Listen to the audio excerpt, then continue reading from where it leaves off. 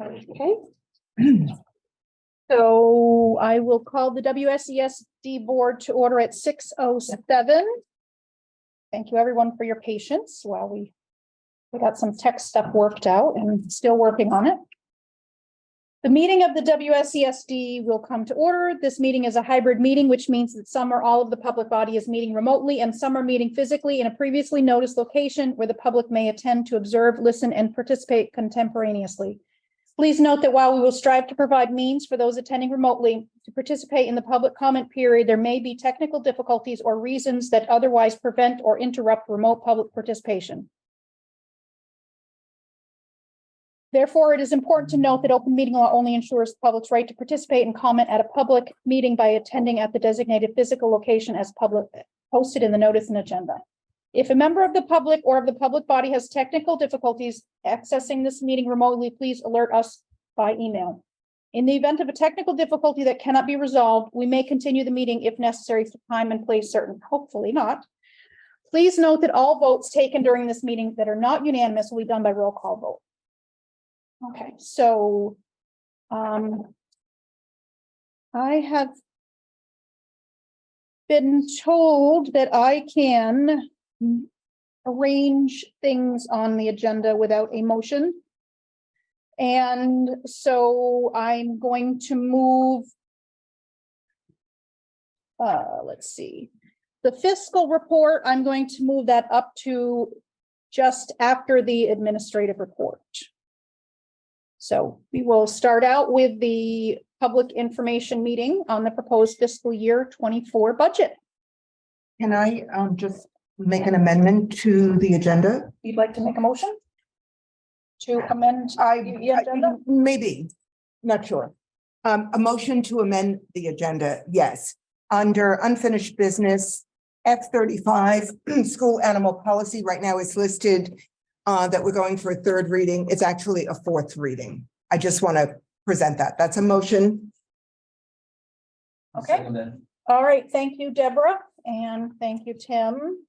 All those in favor of amending the agenda to indicate that F35 school animal policy is a fourth reading and not a third reading, please signify by saying aye. Aye. Any opposed or abstentions? Okay, thank you very much.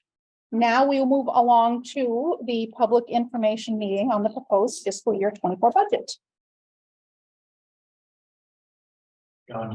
Yeah, I could give this little sort of summation.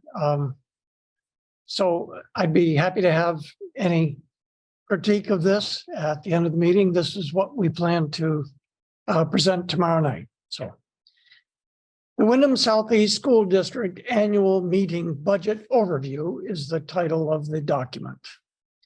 As the board and school community stakeholders plan for fiscal year 2023-2024 budget, our proposal has been informed by years of lessons learned and effective strategies used to bring about improved student supports, opportunities, and outcome, especially as we emerge from the effects of the pandemic. FY24 includes the last year of grant funds from the Federal Elementary and Secondary Emergency Relief Act, ESSER, which enabled us to focus on recovery plan goals that improve student mental health and well-being, student engagement, academic achievement, and student success. These goals have guided our investment of federal, state, and local resources. This budget plan was developed to implement the following programs and supports for our students and school community. 1, to provide educational resources needed to improve student achievement. 2, support and train teachers and instructional coaches to address social, emotional, and diversity equity issues. 3, implement student engagement activities. This includes after-school programs and outdoor learning opportunities.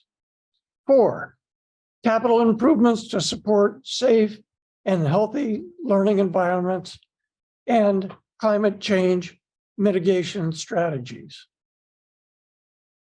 The board incorporated legislative mandates affecting programs and financial resources in the budget, which include Act 72, 173, 11, and the Tax Commissioner's Education Funding Forecast. These acts address school facilities, special education programs, insurance, and premium costs. The following statistics represent the key conditions in this budget proposal. Student enrollment is projected to remain stable at 2,400. State support for income eligible households will increase. Equalized homestead school property tax rate is expected to decline to $1.51, which is down 6.5%.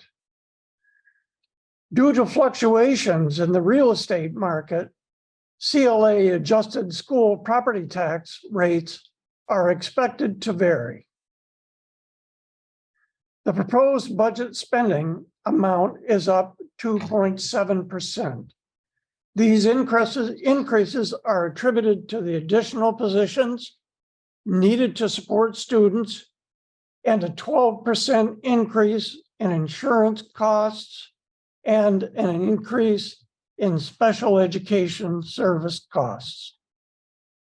Capital improvements for the FY24 include 38 projects as outlined in the capital plan, improvements including HVAC system upgrades, various building thermal improvements, and roof replacements. All improvements consider state and local climate impact goals. Additional information can be found in the WSESD 2023 annual report on the WSEU website and the WSESD Independent Budget Review Committee FY 2024 budget report.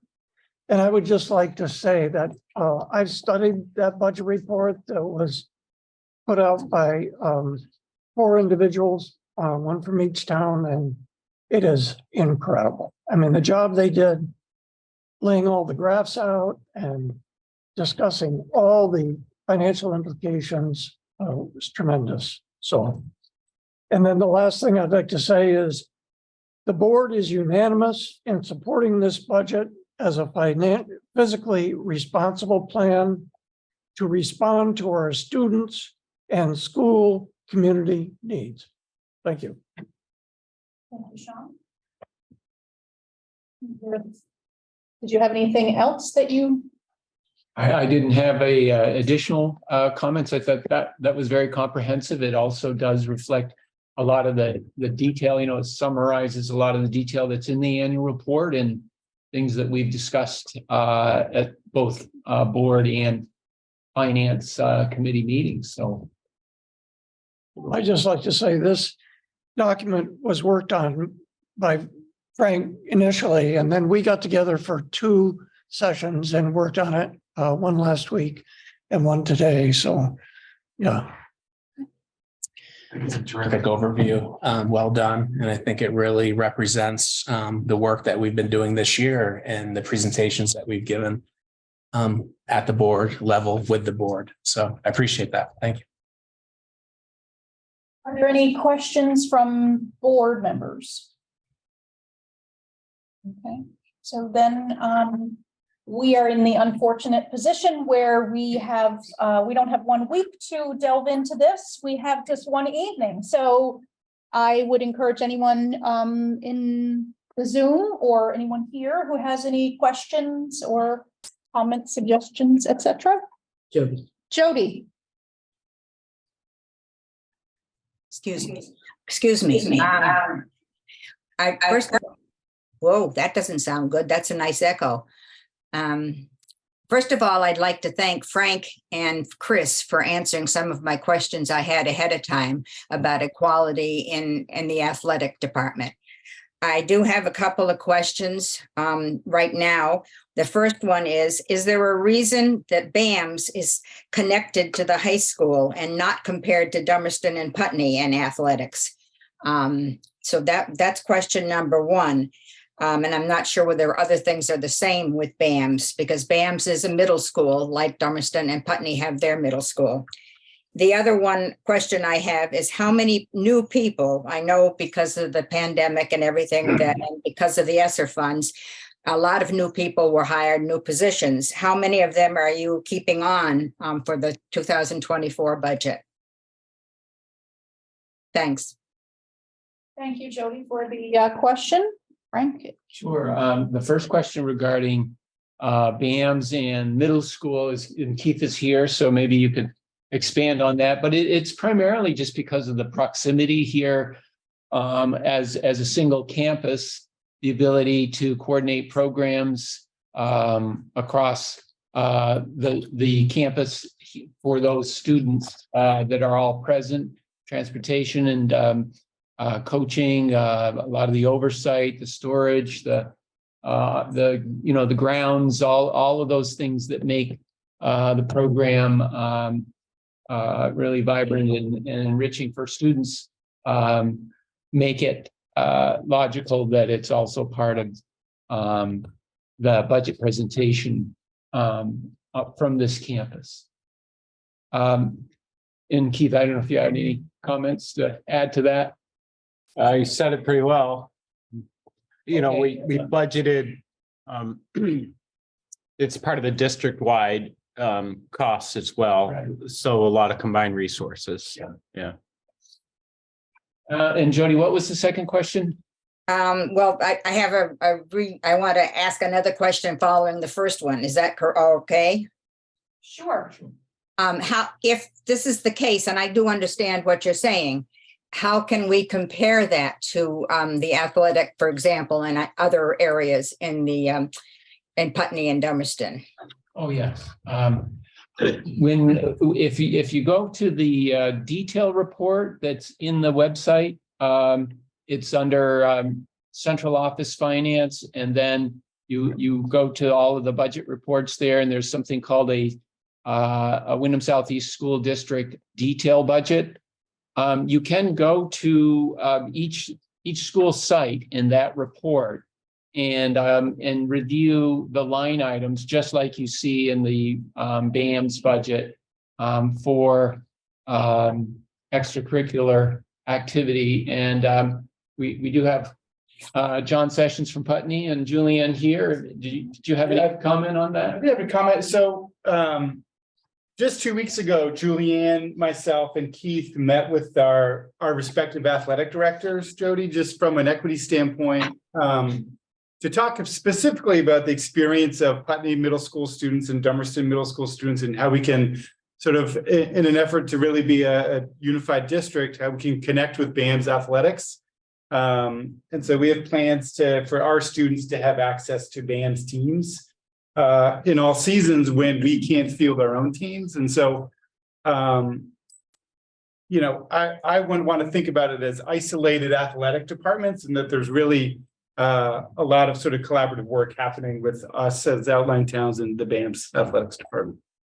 I think our goal is for each student, wherever they go, BAMS, Dummerston, or Putney, to have the same types of opportunities. And sometimes we can do that by hosting teams at our school. And we've worked with Putney, having Putney students come to practice and compete with Dummerston School.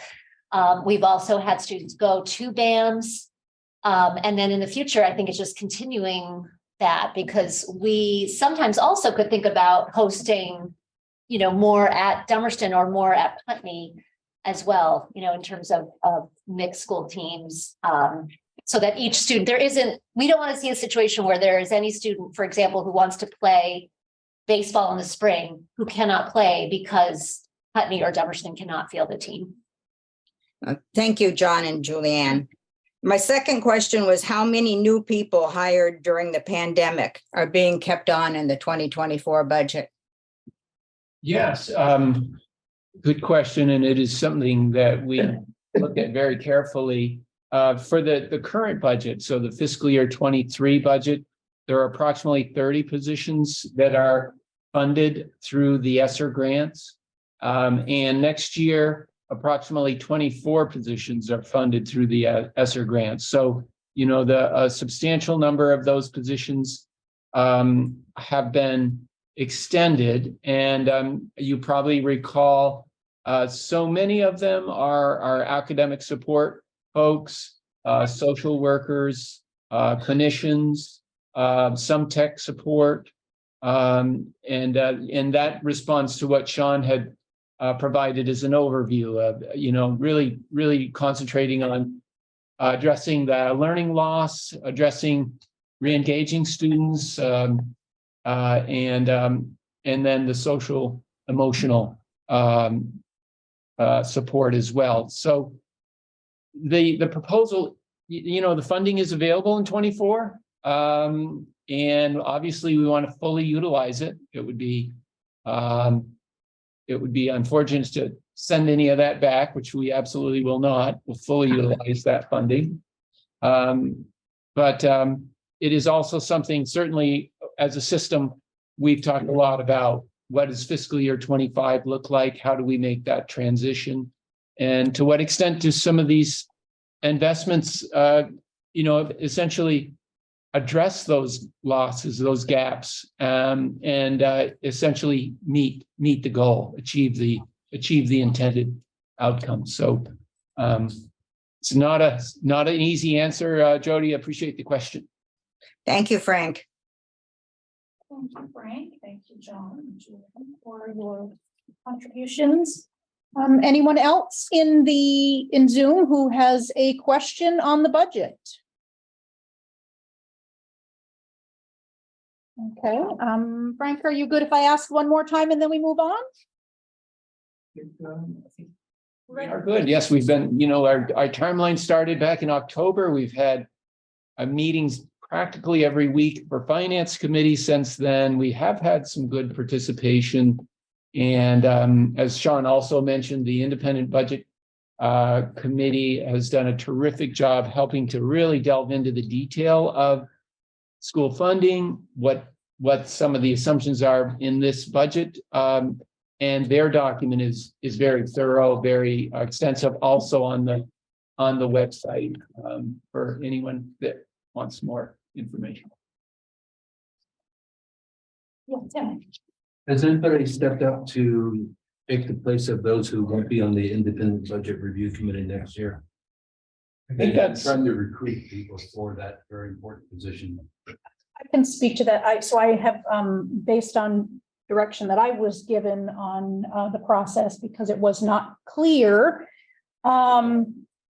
I reached out to each of the select boards, the 4 towns, and I got one response from one town asking for more information. So then when I followed up and asked for more information, and then I have forwarded that information out to each of the 4 towns. So each of the select boards has information about it, and my understanding, I believe someone here will correct me if I'm mistaken.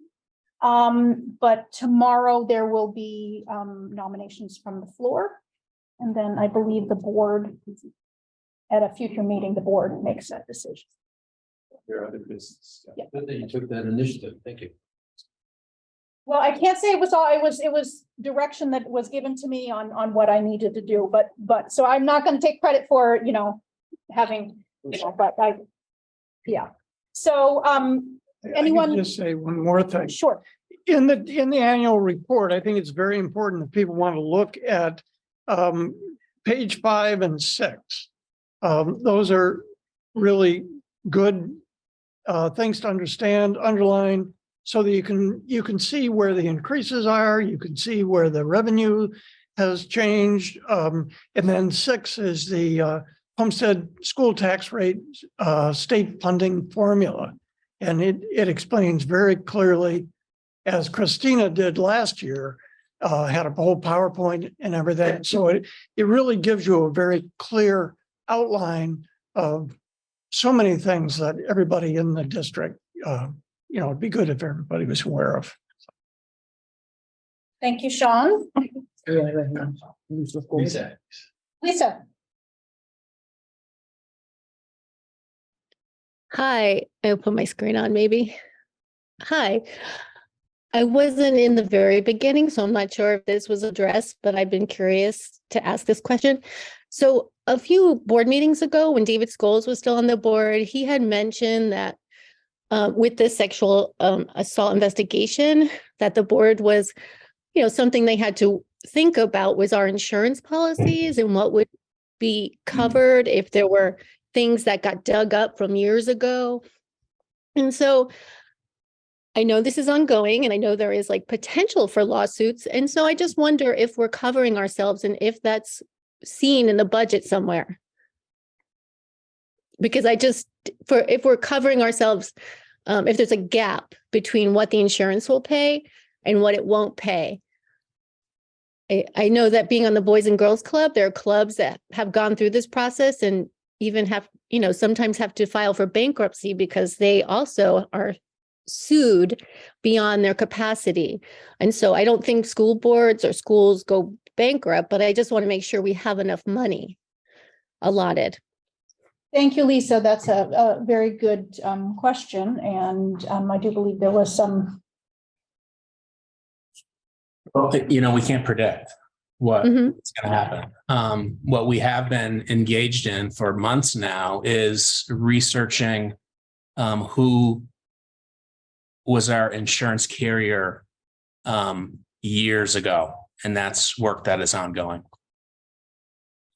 We have also taken the initiative to increase our general liability coverage. Now, that is for current and moving forward. It does not address historical claims, but yes, those are two things that we've done. And the board did increase the legal fee line item in the budget for professional services up an additional 30,000. So was that 30,000 just to fill the gap in case there were lawsuits that we couldn't meet the need of? I just wonder, I don't know how that's looked at in the budget. Like, I guess there's a legal fee line. That's right. Yeah. Okay. No, that would not be intended for any sort of a claim. That was just for anticipated services, additional services. Okay. So my concern is if something happens where there's a claim that our insurance company doesn't pay for, how do we set money aside for that? It's a very legitimate concern, and it is, as Mark said, we can't predict it. So at this point, we are researching historical insurance policies.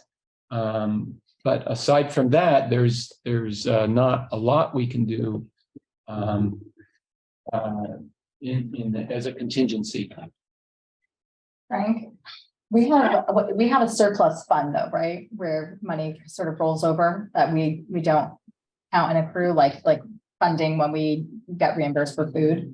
When we look at the audit report, which is also in the annual report and it's online, yes, you're referring to the fund balance. Yes. And we are fiscally very sound. We have approximately a 5% of the budget fund balance. So, there is some cushion there. And did we see, we have finished, right, paying on the bond for the high school? Was that this? One more year. One more year. So year 24. Okay. Yeah. So, which is timed well with the COVID relief funds running out. I understand that too. Yes. So, yeah. Yes. Okay. But a little extra money is in the bank is sort of, I think, getting to Lisa's question. So 5% seems pretty good. Any other questions on the budget before we move on? Does not look like it, and I don't hear any coming from Zoom, I will just remind people that they can go to the SU website and look for the documents, including the Independent Budget Review Committee budget report. And the Annuals. on there digitally. And we do have annual reports in the schools and at the central office. For folks that might want to pick one up, we'll have them at the meeting tomorrow as well. Thank you very much. So now we will move on to student matters. 5 to 10 minutes. Are there any? I don't see any students here. Ben was here. Okay, Ben? I'm here. Yeah, I guess since it's been so long, 2 weeks ago now, two weeks ago, that is, the Student Advisory Committee got to facilitate our 3-hour-long professional development for BUHS staff. And first of all, I want to say a huge shout out and thank you to Ms. D and the whole BUHS administration for helping us pull that off. And thank you to Deborah and Tim, our board advisors, for helping us get that product out there. And I want to report back that we all thought it was a very fruitful and an exciting opportunity, both to have that opportunity that we're very grateful for, and to be able to have that kind of dialogue and conversation with our administration and counselors and all the faculty in our school. So moving forward, I think the Student Advisory Committee is going to do some more reflecting on that and how to continue our message of addressing student engagement and expectations of community and student support and identity slurs. And I think we're all excited to take it further. Great. Thank you very much, Ben. Anyone have any? Okay, any other students? Oh, Cassie? I just wanted to comment on what Ben said and just say everyone was so impressed by the work that the Student Advisory Council put into planning that training. It was refreshing. Staff just could not stop speaking to how well organized it was, how fulfilled they all felt after attending a training like that. It was so meaningful, so relevant. And really, you know, I have to commend Tim and Deborah for the time that they spent working with those students, but the students put in so much time and energy into it. It was really great. So Thank you. Deborah, did you want to? I just want to thank Cassie for inviting Deborah and I to be a participant in that professional development. It's so rare that board members have a chance to interact with the teaching staff at the high school. So that was a really wonderful opportunity. We met a lot of really impressive teachers. Any other students? Okay, we are moving on to the administrative report, diversity, equity presentation. I've got a couple of updates and I can introduce Michaela. First of all, just a reflection of last week. We had quite a winter storm, lots of disruption in our communities. 2 days of school were canceled, 3 for Guilford. But we really had people step up in our community in terms of the emergency response that we received and are still receiving. So just want to acknowledge publicly all the folks who've been working on our benefit to get us back up and running. Also an update on the principal search at BUHS. We have a screening committee of 20 members, including staff, students, board representation, and admin representation. We will be doing first round of interviews on Thursday and Friday. And then that will lead to a second, potentially third round of interviews with focus groups where additional staff, students, board, admin, and parents and community will have an opportunity to participate. So very similar to the process we took last year at Putney Central. I think at the conclusion of the Putney Central search, we had engaged in over 70 community members who participated in the process. So that's where we are headed. And that's the update. I have a question. Oh, Tim, sorry. Who are the board representatives and where did you find these students? Are they from a particular? Good question. So Ann Beekman and Robin Morgan are the participants. And I really work closely with Hannah Parker in terms of identifying students and staff to participate in the screening.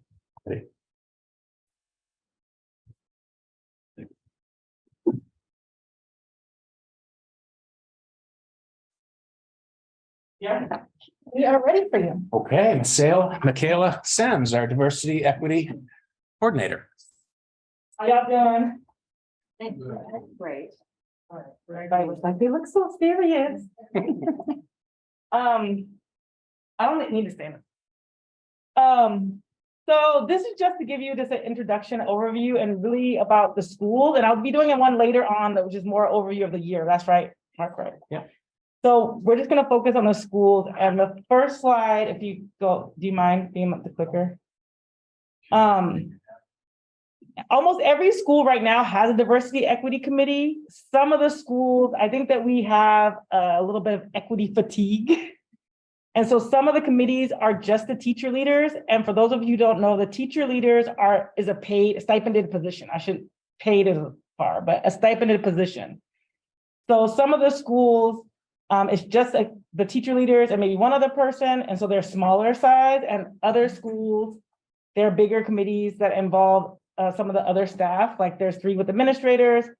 But at this punch, pretty much all the schools have a active diversity equity committee. And yeah, I think that it kind of fluctuates, but right now I think we're looking pretty good. Thank you.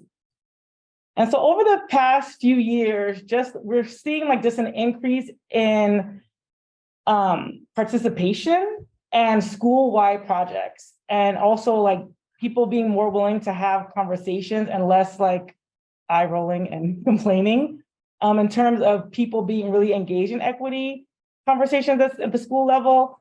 What's helped with that is having the dedicated staff meetings, and most schools have them once a month. Not every school does. Some schools have a rotation of committees, and I'm hoping that we'll move more towards this being more institutionalized, and that the equity committee isn't like all the other committees. It's kind of more an essential part of school culture, and so that it won't be, instead of being in a rotation with every other committee, that it has a place, a monthly place, so that teachers are seeing that this is not an additional thing that you have to do, but it's part of what you have to do at all times.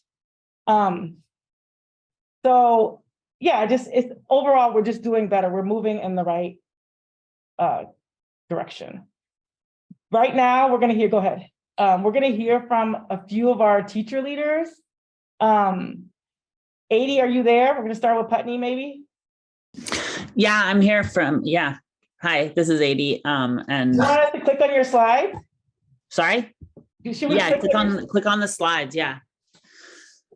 Or do you want to deal with the slide from your end and share your screen, or is this cool? This is cool. Yeah, this works. All right. And I'm here too. Carrie's here. Oh, Yeah. Carrie's there Oh too. gosh. Okay, we got 2. Nice. Yeah, so we're going to share a little bit about what the school did for Black Lives Matter at School Week and Black History Month. So each class at PCS focused on one of the principles of Black Lives Matter, and created a bulletin board and some like a art project about the principle, and kind of examined the principle. And we had a gallery walk for the students in the school, and they got to see what each other had done. And yeah, so pre-K through 8 and also our IS program made bulletin boards. Carrie, do you want to go next? I think we can do next slide. This is a bulletin board outside of our office that Emily Bristol, our office administrative staff member, and 80 put together, and it's some books that we had out in the library and just kind of a greeting as you enter the building. That's Yeah, it. we can go to the next slide.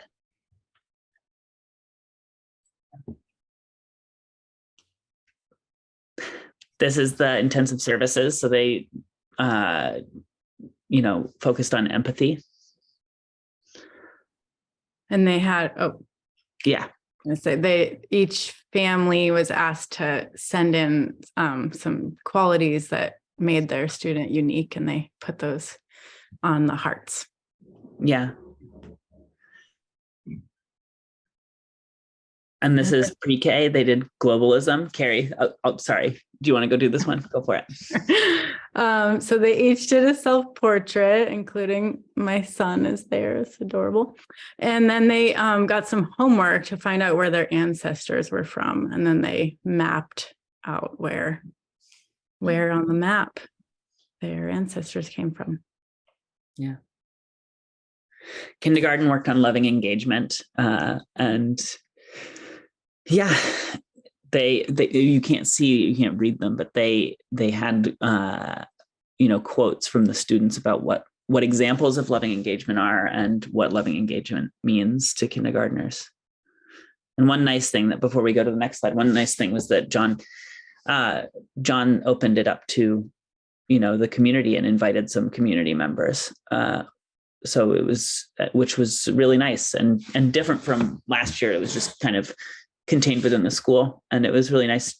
The community members really enjoyed seeing it.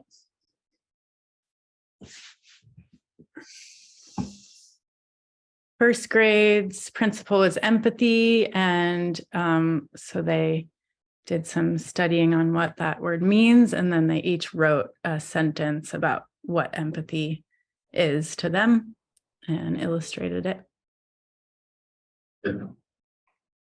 And second grade worked on diversity, so they examined the story behind their names and where their names came from, why they were named that way. And one thing that's you will notice going through is that in the earlier grades, it's a lot about like the individual person, right? Which our theme is your story matters, so that ties in with that. And then as the students get older, it's more kind of really thinking about the historical, like Black history, and less about, the students themselves, but more kind of, thinking about the history and that sort of thing. Third grade was a little hard to capture in the slide, but they read a book called Milo's Museum, where a Black student goes to a museum and feels like their story and ancestors are not represented. And so she creates her own museum. So the students each created their own museum exhibit about their families and their hobbies. And then classes were invited to come into the classroom and see their exhibit. Fourth grade made a bulletin board about queer and trans affirming principle. And this is where, for me, it sort of shifts to being thinking about sticking like the individuality of others and prioritizing that and supporting that. So yeah, it's really, really sweet. Fifth grade, their principle was restorative justice. So they kind of did some study on what that means and how restorative justice practices are used in different communities. And then they practiced having some restorative justice circles. And then they reflected on how that made them feel. And that's what their artwork is about.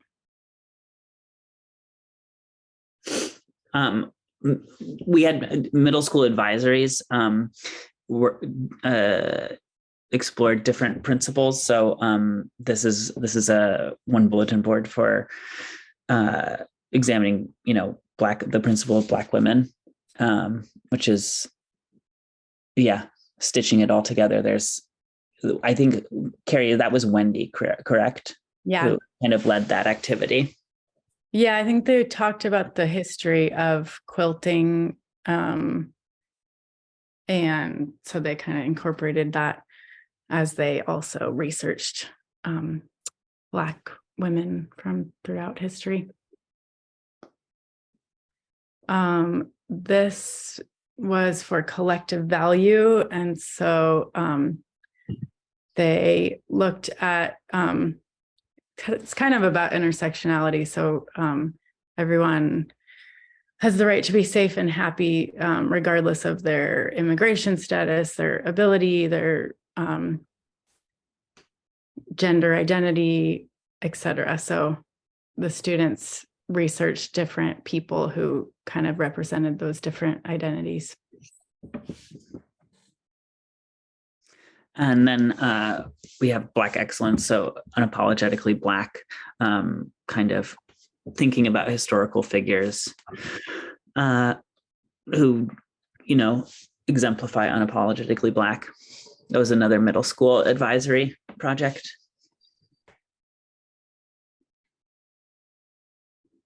And then this was intergenerational. So this group talked about the connections they have to their own families and grandparents,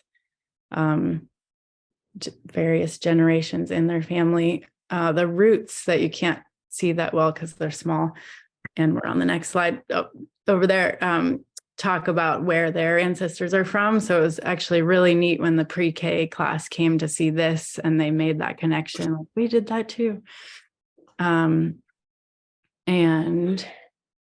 yeah, and then the reformer came out and took pictures and made a video and wrote an article about the whole project, which was great.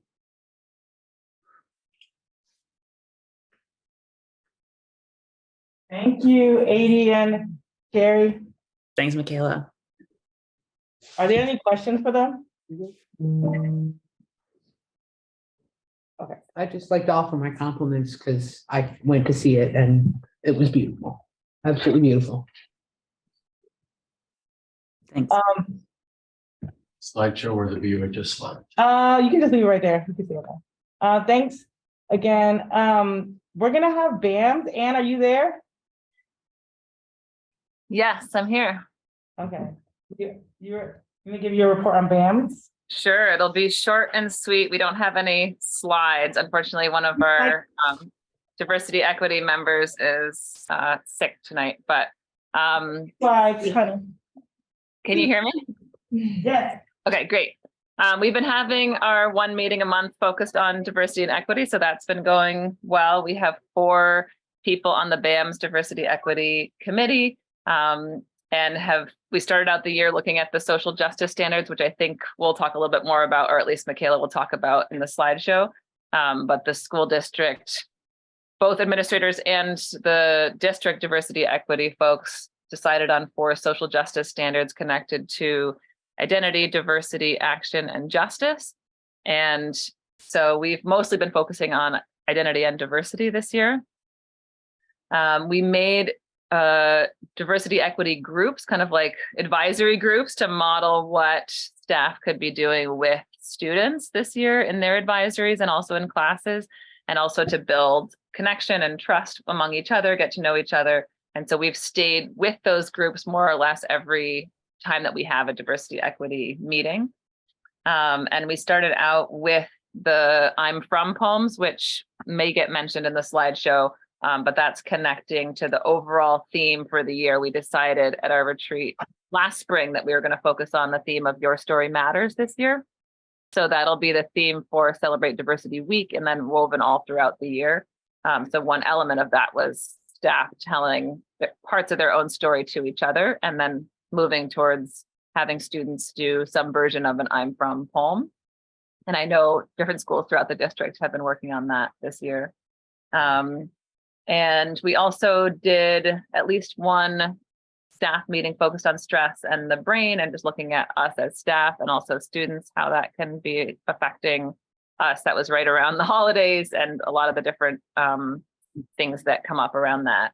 And then we shifted to looking at Black Lives Matter at School Week, and watched a presentation from Jesse Hagopian, who was one of the folks who started Black Lives Matter at School Week, and did some activities both in advisory and in classes for Black Lives Matter at school. So I feel like that was more comprehensive than we have done in years past. And students also, much like Putney Middle School, made the connection to quilting and made their own quilt squares and connected that to historically Black folks who have used quilting to tell stories in the past. And we're moving towards Celebrate Diversity Week coming up in May. And it's been great to connect with the folks that are doing Gallery Walk, much like we had done years ago, to connect schools to what's happening in the community. So that's my overview for the middle school. Thank you, Anne. Yeah, any questions?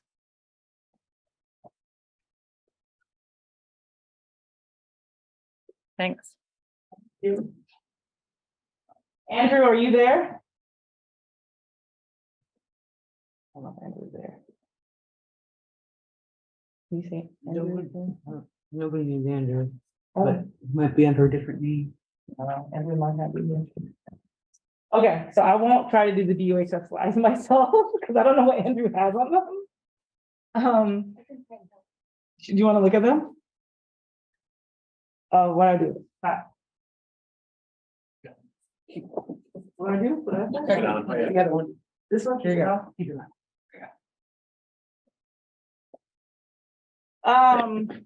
So in terms of equity committees, actually I know the BUHS one has gotten bigger. They did the first ever local DEC retreat, which we have never had before. So they did a retreat and worked together. And they're looking forward to doing data, like doing some kind of looking at how we use data and how we gather data at BUHS. Yeah. Go ahead.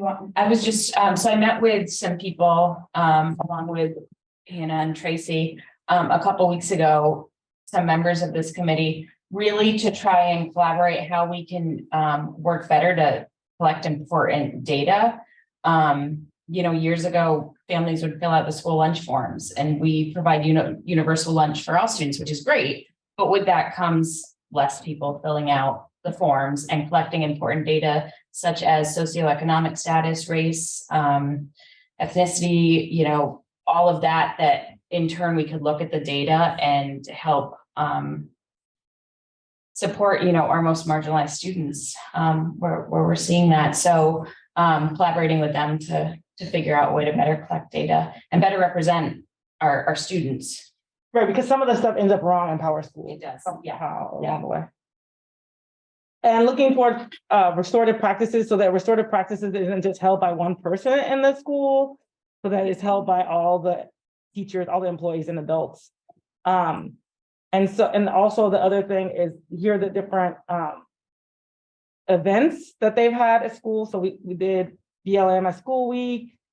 They did something for Black History Month. For the word to end the word, what's that, the R word? I don't know that one. Engelmann syndrome awareness and Trans Day of Visibility are all things that have happened so far. And they meet, I think, bi-weekly. Yeah. So this is just, I guess, what we just went over. So I think it's okay. So Engelmann syndrome, the event, I guess, was the biggest one in the world, I guess. And this is something that's led by Tyler Boone, who also leads our Unified Sports, which is also been awarded in the state. So, and who's also a member of this committee. Yeah, on this day, everyone was asked to wear blue, and it was the largest turnout among any school I know in the country, possibly the world. That's it. That's it, I think. Yeah. All right, what is it? Angelman syndrome? I believe it's a genetic disorder. It's a very rare genetic disorder that leads to people living with some type of disability. And that's not very known, hence the awareness day. But yeah. May I ask why that was chosen? Do we have a student that has? Yes, we can't confirm or deny. Right. I'm sorry, I apologize. My bad. But people in our community may or may not be. May or may affected by not, this, yes. And that is what, that's interesting. I've never, Yes. thank you. My bad. Yeah, no, my bad. for asking that. So I'm like, wait, I know the answer to this question. I should have been more. How am I vague. supposed to answer it? Go ahead. You just add to the Trans Day of Disability thing is upcoming. Right, when is it? It's What's the happening date? in April 10th during a unified basketball game. There's going to be some students presenting at halftime during the unified basketball game during block 4 about Trans Day of Visibility, and students that are members of the QSA on campus are all going to be wearing trans visibility wristbands, like almost like sweatbands, that Tyler Boone and some other folks have been knitting and crocheting previously, or so that every student that wants one can have one. So Thank you. yeah. So some of these things have already been said, but as I said before, our theme this year is Your Story Matters, and we have a theme every year. And we're working to get it permeating through all the schools, to permeate all the schools. And so one of the things that we've done, and we've done in previous years, is the I Am From Where I'm From poems. And most of the schools have done it up to this point. Some people will be doing it soon. In addition to that, I think that we're just moving more in lockstep with each other as schools and doing things that are more cohesive. And so, we still will have pockets of people not knowing things, but we're moving towards having not only a unified vision, but also better communication as to what's happening in terms of equity and social justice in our schools. And it's a process. So if y'all quiz your child, you might not get the answer, but we're on that road. I would say, oh, go ahead.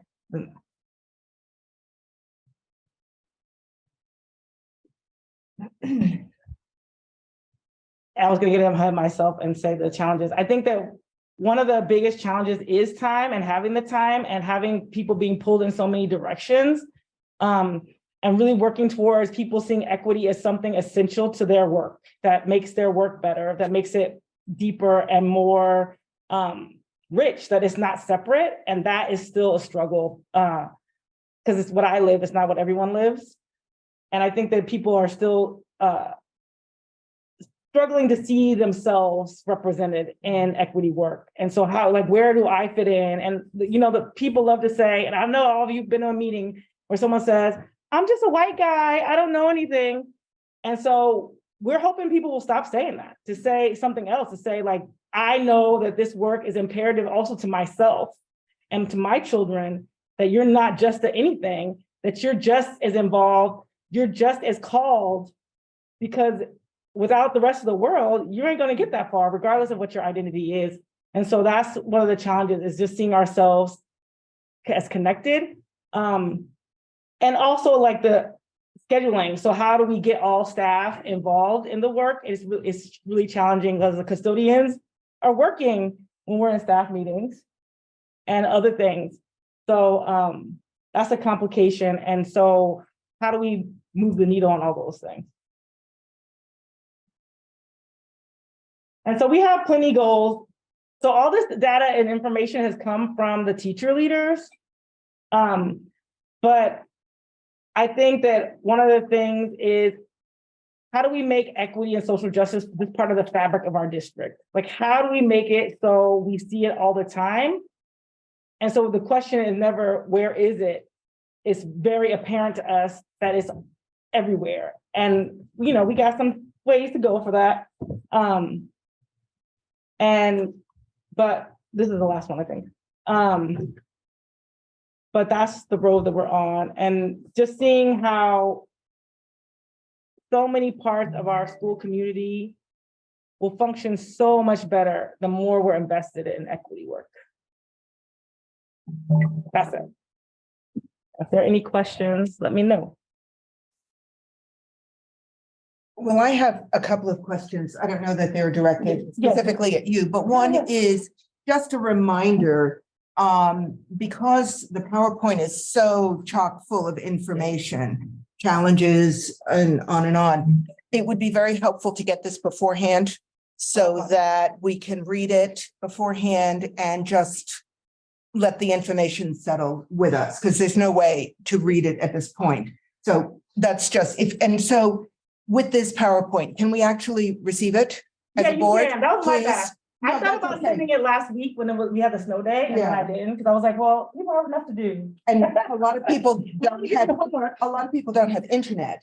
So at this point, if we could get that, that would be great. That's my bad. I'll do it right now. Thank you. And the other, and thank you, Michaela. This was comprehensive and thorough. Thank you. Thank you. Thank you. The issue of restorative practices just came up. I heard it mentioned regarding BUHS, and that more individuals are involved now rather than it being centered in just one person, which was the situation beforehand. So I'm wondering what that looks like at this point. Well, restorative practices and I hate to even refer to it as restorative justice because it's practice. It should be in every hallway, in every classroom. I think that we're getting there slowly. I think that we have, the DEC that's committed to working with the admin team on how we get it into every single classroom. Mike Sostak always jokes that he wants to be put out of a job, right? Because if we're doing it everywhere, we won't need him. We'll always need him. But, that is the goal. And it's not just a response to discipline. Restorative practices can be used in many different ways. So I think the intention is to continue to move in that direction. I think using our trauma-informed practices that we did a number of PDs on this year, and working with Mike to try and figure out how we take his wealth of knowledge, and also just expand it out to our greater community. I know that he's also worked with student panels this year, which was done pre-COVID. And that's something that he started to reintroduce this year. So that's an important aspect. So. Thank you.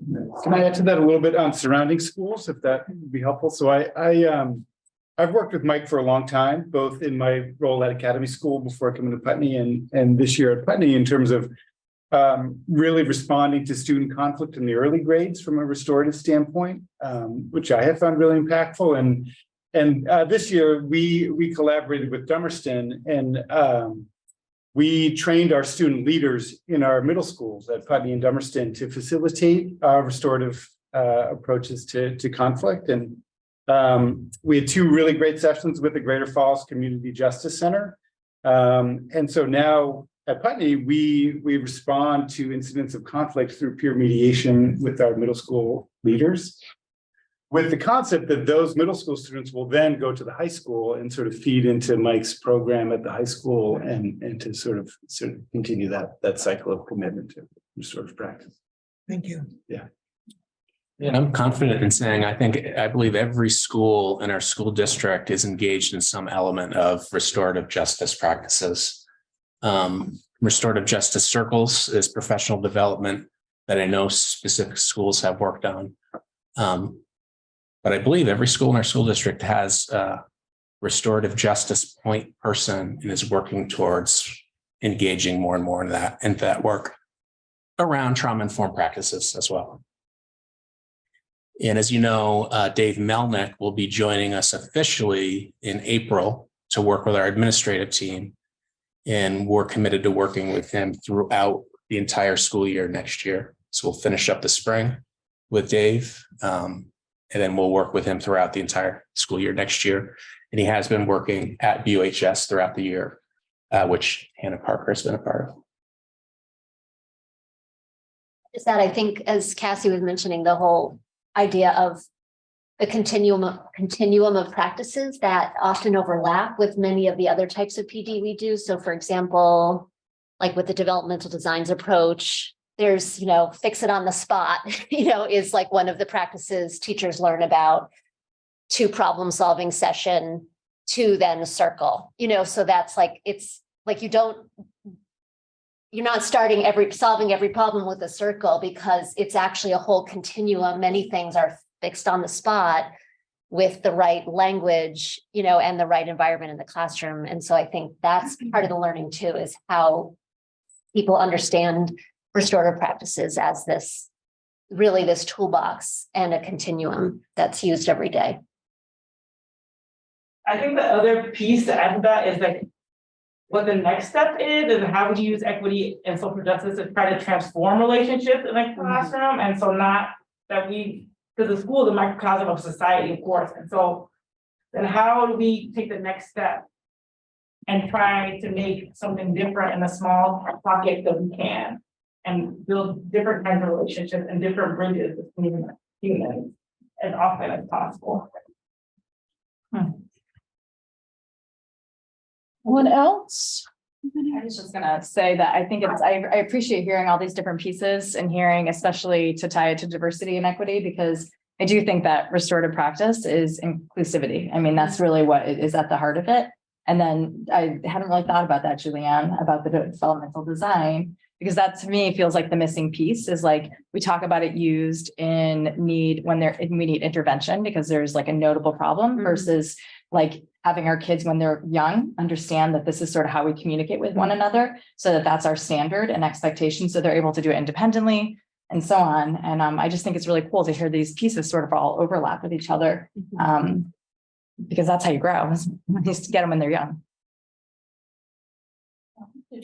I just wanted to say, when I am hearing about this whole presentation and what the diversity and equity work that's going on in each school looks like, it's just such an awesome journey to look at where this district started when it began and what's grown already in this short amount of time that it has existed. And it's feels like there was like a sapling and now it's like putting its branches out in so many different directions. And I just want to give appreciation to all of the teachers who are part of those diversity and equity committees and teacher leaders and administrators who are supporting this work. And just, it's really wonderful to see what you guys can do. And certainly a lot more to do. So, and we're committed to that. Thank you very much, Michaela. Thank you. And to all the people who contributed to it, whether being the presenting it, or I'm sure that lots of people contributed to the creation of the slideshow. And thank you all.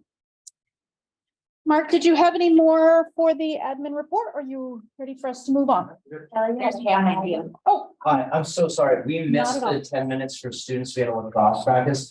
And I had some budget question and asks. I don't know if this is the meeting that would happen at, and I don't know if you guys already approved anything. I don't know if this is horribly inconvenient, but I would like to ask a couple of. so this is the meeting. We wouldn't be approving anything tonight. It would be go to the registered voters tomorrow. But you can certainly ask your question and we can see what one of us, likely Frank, can do to answer. Okay. Well, so I have three. Two of them. Oh, I'm sorry. Can you say your? Oh, hi. I'm Django Grace. Brattleboro, Vermont. I guess my friend's dad. We're on the lacrosse team, and I go to BUHS. I'm a junior. And should I stand up here? Yeah. Welcome to the new board members, by the way. Yeah, so I have three asks. One of them is not a budgetary thing. One of them is something that I think already went into the budget pre-pandemic. And there was as many of you know, and I hope people are learning to know, the student body and myself as part of the student body, we're trying to get the conversation started again about what to do about Natowich Field, because as an athletic playing field, it is like pretty hard to play on. The condition of it is very bad and we're overusing it. It's not sustainable the way we're using it. And I would actually argue that it's not even safe the way it is. So before the pandemic, there was this report done. The school had, I think we spent upwards of $40,000 on it. It's called the Gale Field Report. And that the pandemic hit right after that report was done, and it was never, I think, considered. The pieces of data in it are just kind of sitting around somewhere, even though we spent very good money on it. So my first ask is that the board re-bring that into the limelight or reassess that and take those pieces of data in consideration, because not only is it, I think, pertinent to what we're trying to work on, but it is also a colossal waste of $40,000 if we don't do anything with it. My second thing is that entity, Gale, does not usually take into, or at the time, I don't even know if they consider an option to be an organic field, which is something that a lot of environmentalists have asked for. And I think it's another option that we should consider if we're going to talk about redoing this field. And I think it's also a form of compromise. So I would ask that in the budget, and I don't even know if I can do this, just ask for something in the budget, but I would ask for around $10,000 for an assessment of Natowich Field and possibly the other fields, with the consideration of it being an organic assessment. I don't know if there's an entity we can go to ask them for that report. I don't know if there's a panel we could establish, but I would ask that that happens. And then my third thing is completely different from those. That is that my chemistry teacher and the leader of the environmental club, we've been trying to start a community garden at the school. And that's something that I think should have happened but way before I got here. And I don't even know why it's not around, but I was going to ask for $4,000 for a community garden. For the science department, I guess that would be, or I guess even just the environmental club, but I don't know if you can give money to a club. So those are my asks. Thank you. So I will just comment, and I welcome Frank to correct me if I'm wrong. But my understanding of the two that you mentioned about the money, if the voters tomorrow, if someone makes a motion to add something to the budget, the voters would decide on whether an amount could be added to the budget. Then it would be up to it's non-binding. The board would decide that if that is in there, the board would then take it and determine what they were going to do, whether it was what was asked or. And Sean, I guess. Yeah, in the capital plan, there is specific line items, and Natowich Field is definitely on that item. So there is a capital plan amount that is available. And, you know, everybody's been well aware of the fact that it needs to be worked on. Something needs to change. So Frank could probably speak more specifically about how that it's been on the capital plan every year. And we've only used a little bit of it because of the whole switch from a turf, you know, an artificial field to whatever will be the final outcome. So Frank probably has. Yeah, so just a real quick synopsis of the history. There was a group that was very interested in preserving the baseball grandstand, which is related to the whole campus use. Initially that there was consensus that, as you have pointed out, the Natowich Field is overused and overdue for regrading, new goalposts. But in order to accommodate more activity in other fields that are currently on Natowich, we needed to look at the other field spaces. So there was a conclusion by the Finance Committee, Sean remembers, to demolish the old grandstand, expand that surface so there could be more multi-sport lines and accommodations for BPA regulation playoffs. But there was a group, probably 2017-18, that formed called Friends of Tenney Field. It said, wait a minute, we think that's a wonderful historic resource for the community. We're willing to raise money and work with the board to rehab that. That kind of was the genesis of looking at how do we use Natowich Field more intensively, preserve the Tenney Field facility, but allow for the accommodation of more girls' sports, more later use, more continuous use of Natowich. That led to Finance Committee recommendation and analysis of feasibility for a much higher use of the field. And the conclusion was a recommendation to the BUHS board. Ricky, I think, was the board chair at the time. Sean was on finance as well. And there was a public vote on a turf field in June of 2019, and that passed. So that was part of a comprehensive plan that says we're going to retain Tenny, we're going to improve the grandstand, but basically leave the footprint of Tenny as it is, but we were going to invest in the Natowich facility so that it could be used far more intensively and address those irregularities in the surface that you're referring to. Also, as you know, the pandemic came along. The new board debated that improvement and decided to not take action at the time. So there's the quick history. Sorry, that was way before the pandemic, right? The board. The vote was June of 2019. And yes, that period of July 2019 into, it was March of 2020, right? So 9 months later is when the pandemic hit. So it was pretty close to that, but it was a whole year cycle before. Last thing to mention and address your questions. So within the capital plan, as Sean has just mentioned, we have been carrying about $100,000 a year. If you may have looked at the capital plan to address the need for a safe and viable surface.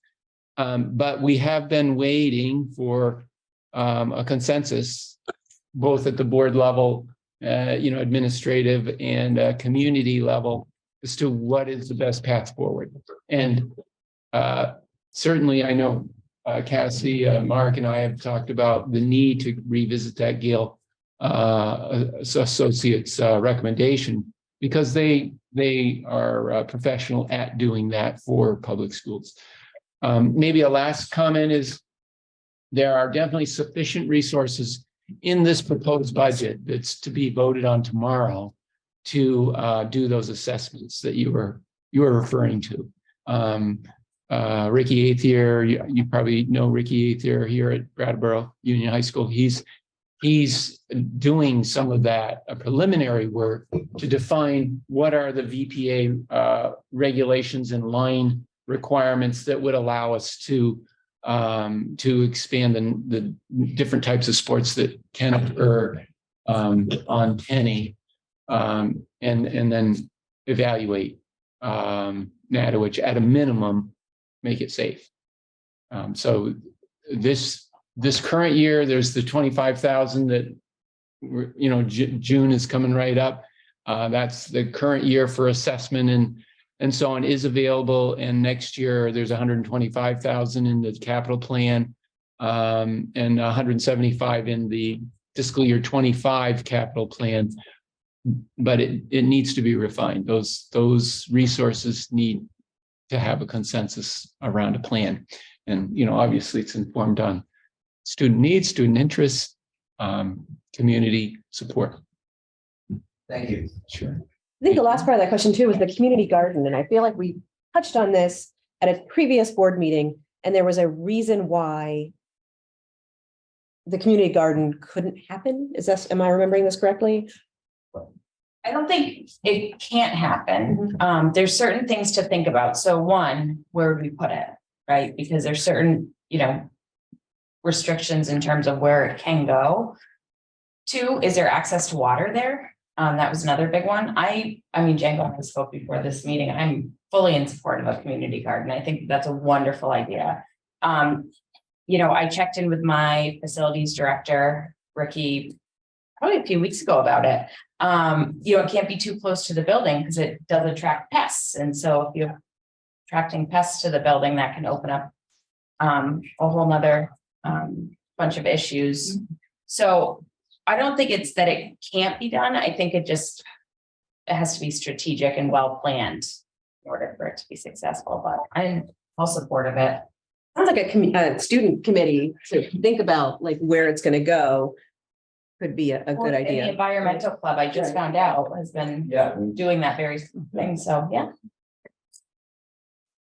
I mean, to quote Bill McKibben, I don't know if anyone knows who that is, but Oh, yeah. he always says that like economics is like the driver of action in modern America. So I would argue that if you guys did put the money out there, something would happen a lot quicker than if we were to just plan something out and then ask maybe next fiscal year or something. So I would ask for a motion. Extension, that, I think that is fallow now. They are not using that land where they used to have a farm and the students used to go up there. It's walkable. It's like right across from the school. You know what I'm talking about? No. There's a big red building. Anyway, the classes used to walk over there. It's right across the street from BAM. It's like up the hill a little bit. And no one is farming there. And there was a farm there. I think it is. I think it is farmed now. I'm gonna, Liz, you've had your hand up for a while. Yeah, I wanted to address the Gale report. The board requested that a natural field option be included, and there's nothing in the Gale report about that. I was really disappointed in that report that somehow that what the board wanted wasn't in there. And at the time I went and looked, and there's actually a company in Massachusetts that does natural fields for sports and organic fields. So in a sense, Gale did not meet the requirements that the board asked for. And I just wanted Django to know that. I think Ben had his hand up. Is he still? Doesn't still. Yeah, if you don't mind, I just had a quick question about once a budgetary line item is approved, who has the discretion to decide where that money goes in terms of Nantowich Field? If there is an approved amount, who's in charge of either using it or figuring out a way to use it? Great question. So then the authorization for spending public school funds, it comes from the electorate. So that's tomorrow. And what it does is it authorizes the school board to expend the amount that's warned, in this case, $62,204,000. I'd have to look at the report to get the pennies, but then from there, and as you know, the school board is very involved in the budget development, and there's the cycle of review that we've just gone through, October through January. But once the electorate authorizes the school board the amount that can be spent, there are a lot of rules and regulations around how funds are dispersed. And it depends on the type of spending. So for example, most of the spending is in salary and benefits. And that's primarily administered through a collective bargaining agreement, the union agreement. For what Django is raising the issue on, equipment and campus improvements, repairs, that is generally within the discretion of folks that have the certification to properly address, in this case, field maintenance and sustaining fields. And that's all through the administration. So primarily through the principals. The principals take responsibility for the health and safety of schools. They work very closely with the central office to make sure that they have the support and the resources and the vendor relationships and so on. So the mechanics of spending money generally generate from a teacher's desk or a principal's desk in terms of, what does the classroom need to sufficiently provide for students in the curriculum. And then there's, physically on a very much of a detail level, that's what these warrants are. You hear at these meetings, these hundreds of thousands of dollars of warrants that the board reviews and then approves. So there's kind of a bird's eye view of how this works. It's authorized by the electorate, but ultimately it is the board's purview to spend money where the board feels that it's appropriate and necessary. Or another way to say it, no citizen and no event at tomorrow's annual meeting can redirect the board to do anything in particular. It's simply authority to expend, in this case, the proposed 62 million.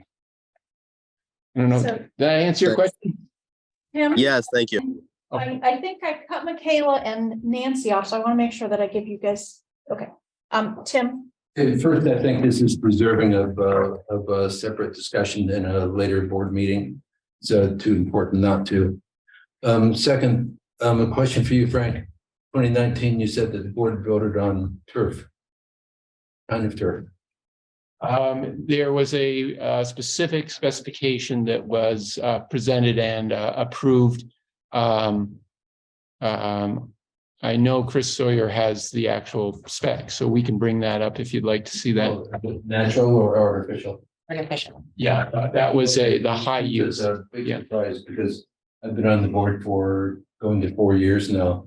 And my feeling is that the board has never approved our expenditure for artificial turf. That's right. It was the BUHS board. Yeah, it was. BUHS board. Yeah, it was the actually BUHS board. the month before the merger occurred. Okay, the last point I want to make, and the board, the school board, WSED board, when the Gale report came out, there's as Liz pointed out, a lot of people noted that they were not experts in organically managed natural turf. As a result, a citizens advisory group was established. Among the participants were Marilyn Chiarello, Edible Brattleboro, Dan Normando, Howard Burrows, a former athlete from BUHS, whose name I can't recall. This was previous administration. And they came out with recommendations, I think, which were never heard by the board, because in effect, they were just forgotten about, disbanded. And it was just not the way. They weren't thanked for their service. They were just not called on again. So I think that's very unfortunate. Was there a report or something provided? This is something to ask perhaps the athletic director at BUHS, because they were working with him and then suddenly they were just never called back. So Tim, it sounds like if you're thinking it needs to go on at another board meeting when we warn it and when maybe the administration has an opportunity to gather what they might need, and maybe the board members have an opportunity to look through maybe the communications they've received or do some. Absolutely, because everybody realized what a volatile issue this was. And to hear that the BUHS board made a recommendation that was completely in opposition to what the board felt, it's very disturbing. Well, no. I think we're gonna, Sean, if you have a 2-second thing. Well, I'd like to make a correction. It was the District 6 board, of which I was a member at the time, and I think Ricky was also. And the District 6 board made a determination, and also made a determination. And then because of everything changing with the merging and the pandemic, it just was put on the shelf. But the District 6 board made a decision and it passed. And then nothing was ever implemented because of ensuing problems. Okay. Okay. All right, so, well, we're gonna, Michelle, if you wanted to, a very quick point. Yep, just the same thing I happened to notice last year at budget season, that this money has been reserved year after year. It's there. It's like it's earmarked for this. And I had just had in my notes that it really just came down to it needed to be put on our board's agenda, which it hadn't made it there. And that there just needed to be some cross checks because we since have created a policy around climate crisis. So there would just be that piece to now look and see if it complies with our climate awareness policy. I'm sorry, I don't know what to call it, but that was in my notes from a year ago. But yeah, it's time for, I think, that the board, now that we're kind of through the pandemic, to get it back on the agenda. Okay. So, 2 seconds. If you had checked out the warrants, you would see that there was money expended for Natowich Field, and it actually had to do with providing organic fertilizer to that field, which is just an interim thing, but it was something that was taken as the seriousness by the administration. And so there was at least a hats off. Yes, we'll put this year, we will use organic fertilizer on this field. And so you can find it in the warrants. Okay, all right, well, it sounds like it's a much larger issue than we're going to get resolved this evening. 2 seconds, and we're moving on. I just want to make sure that I'm understanding what is being said here, that the money that Django and Thad have asked for is already allocated for this, both of those uses, or there's money that could be used for the garden and for the need, so there isn't a need for a motion at tomorrow's meeting to add that money, but that the action needed is for us to put it on a future agenda to make decisions that are binding. Yeah. So how can we ensure that that is going to happen before I graduate? Well, we have a reorganizational meeting next week. There, you can come to that meeting and make the request there, and whoever is in the leadership position, they can address getting it onto an agenda coming up. So I would request for a motion to put it on the agenda. Or what would I be, what are you asking? Well, the public can't make a motion, the board member could make a motion, but I'm not sure that it would be properly warned because we haven't warned it. So we could certainly, Could we just decide tonight to put it on the agenda for that I meeting? have made a note to put it on another agenda. So, I mean, I think at this point, this is Isn't democracy wonderful? So, we are moving. Okay, so I have been asked for a 5-minute stretch break. So it is 7:35, so we are starting at 7:40. So I moved after the admin report, I moved the fiscal report, and I believe that Frank has some items that you would like to. We have two projects for a request for a motion to award a bid. I had sent these out last Friday before the March 14 meeting. But we do have a contractor anxiously awaiting to either schedule the work or move on to another project. So we'd very much like to award the bid for the Oak Grove handicap ramp and schoolyard improvement project. It's in the amount of $92,778 to All Seasons Construction. And what this is it's reorganizing the what is that? The south entrance to the Oak Grove School, the schoolyard, putting in a ramp for handicap access into that entryway, and then there's an associated schoolyard improvement for access to the basketball hoop area. But the ramp project, a bid award is recommended to be awarded to All Seasons Construction. Is there a motion to, I would like to make that motion okay, to approve. thank you, I'll Sean, second that motion. and thank you, Michelle.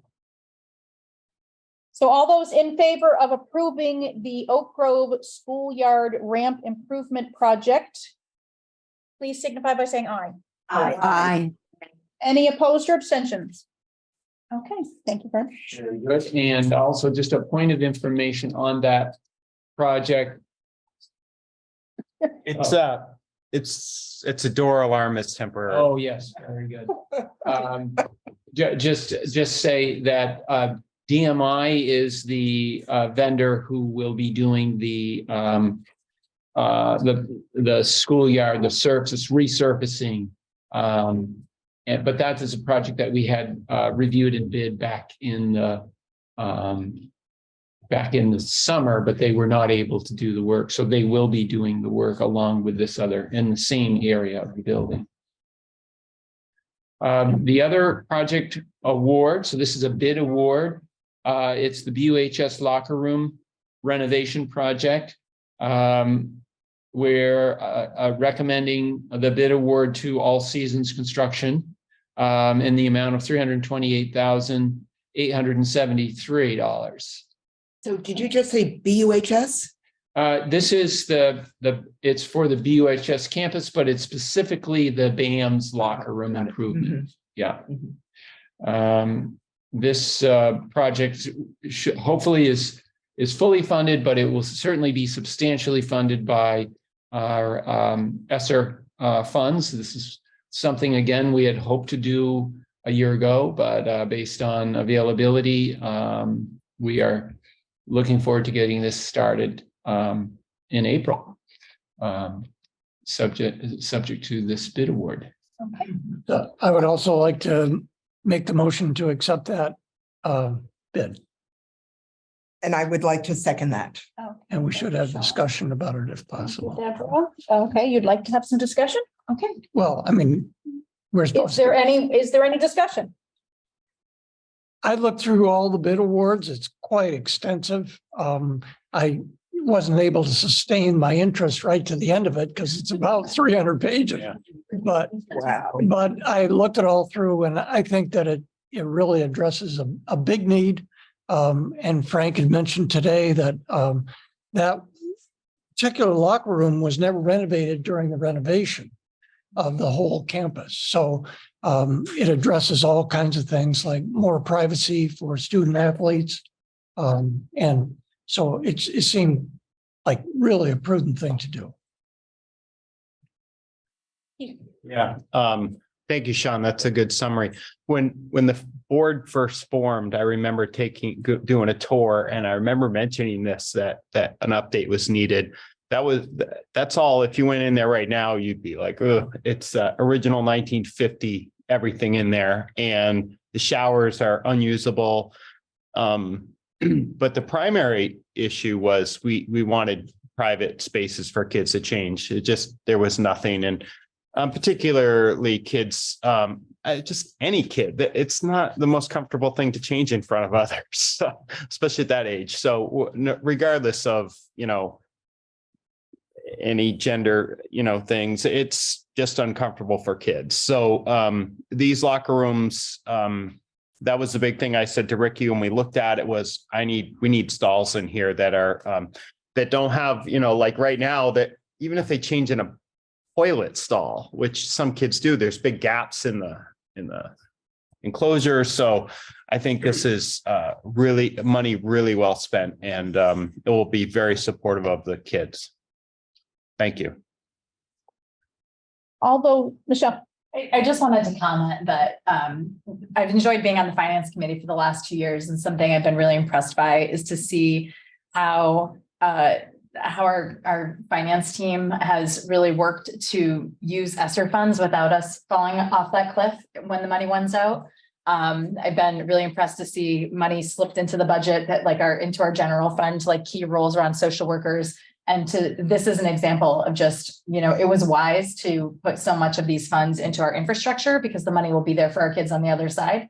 And I'm not sure that that's completely grasped by the public, by everyone in the public. So I just wanted to commend you for, masterminding that. It's really like a chess game, but it's notable. And I know there was a lot of bright ideas and people, why don't we spend money on this and that, but this was just so logical and makes long-term investments. So I wanted to acknowledge that and thank you for it. Thank you. Okay, all those in favor of the BAM's locker room improvement project, please signify by saying aye. Aye. Aye. Any opposed or abstentions? Okay. And then I have two other projects. We had hoped to have bids received by now, so you could award those as well. But the vendors have asked for an extension, so I will have it for, I would hope, a March 28th board meeting. And that is the Oak Grove window replacement project. So I will not be able to send you the actual bid because we're opening the bids on March 28th at 2:00, but I will send you the specification as I did with these two projects in advance. So that's one. The window replacement project that is associated with the PCB mitigation requirement. The other is the abatement of the PCBs. That is a separate contract, separate bid award. I hope to have that bid as well on the 28th. So these are very time-sensitive projects that we will want to move as quickly as we can. I do expect to have a substantial amount of funding for those as well, grant funding. So those were the projects. I do think that just as we had earlier a good discussion on the capital plan, I think it would be helpful to have a meeting where we can look at that capital plan a little more carefully. I don't know if you recall, but last year in March, maybe it was April, but I think it was in March, I had asked the board to approve the entire capital plan. There are 38 projects in there, 36 this year, 38 next year, and it just helps us be able to begin engaging engineers, architects, permitting requirements, funding applications, because you can see that meetings get canceled. Sometimes agendas don't allow for a full discussion, and it's not good to piecemeal those really vital projects out. So just another request. The last thing under fiscal report, because the SU board is primarily made up of the SD representatives. I know we have to reorganize. I hope that happens on the 28th. But the SU board needs to take action on two really important services, the food service operation. So I'm hoping to have a RFP for the SU board to look at for the meeting. I would hope it would be the 29th. If you reorganize on the 28th and the SU board can organize on the 29th, the Wednesday, that will put us into a reasonable timeline for getting a bid process underway for the food service operation.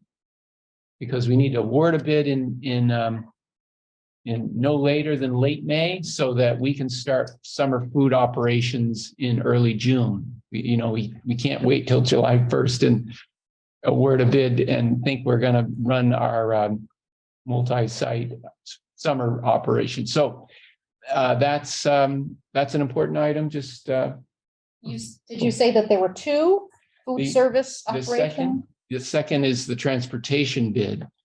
This is a 5-year renewal year, so it's kind of a unique time.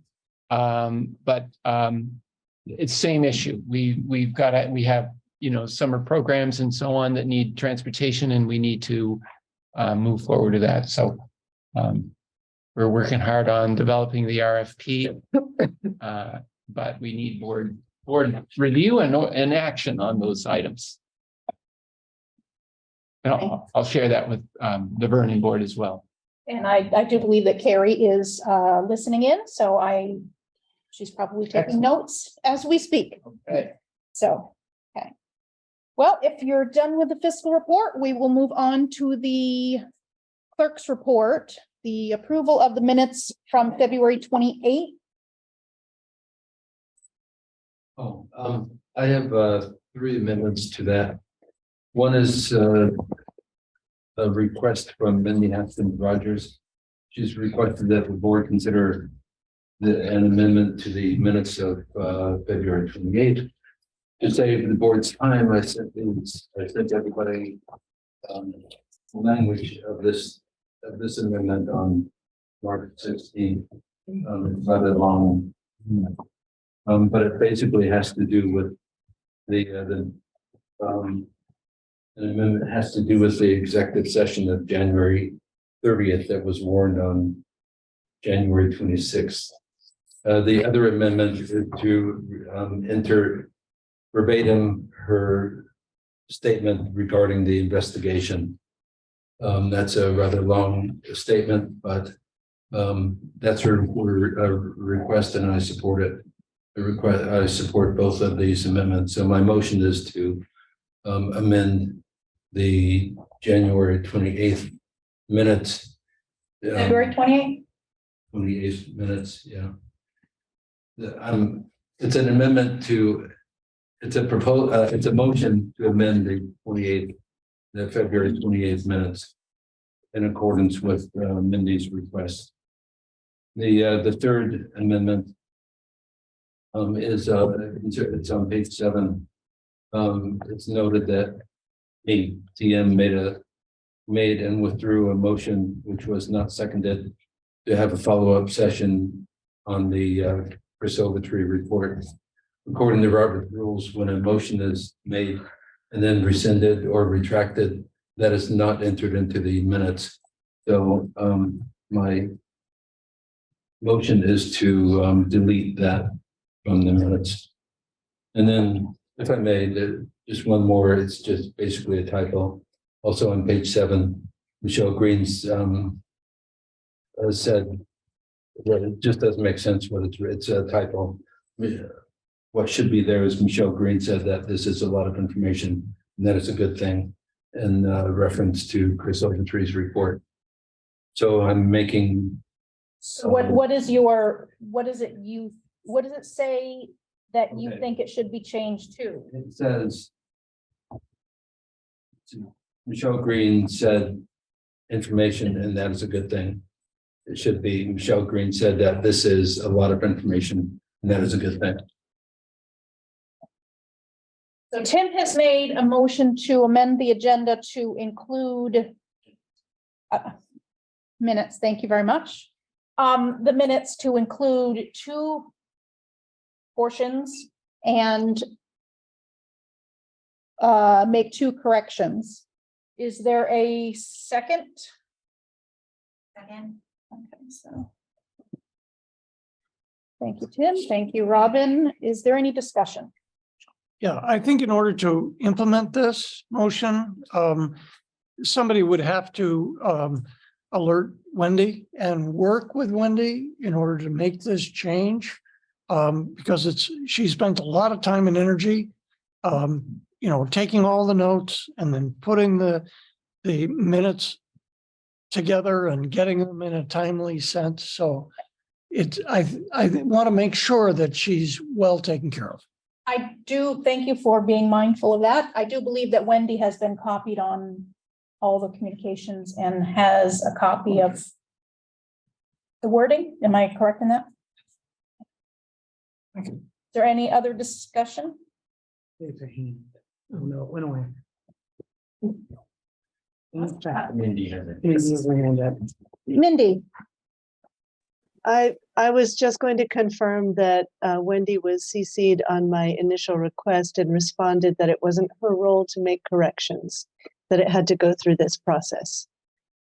So She does know this is happening and she has seen the requested amendments that I made.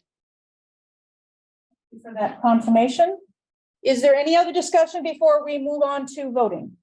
I just wanted to clarify, just in case it's not fresh in everyone's memory, but when we had Pietro at that meeting, it was the first time that I've heard that if minutes are amended, the original minutes are to be edited, because that hasn't been our standard practice. So I would assume the clerk would then send these back and she would refresh her document and resubmit them to central office.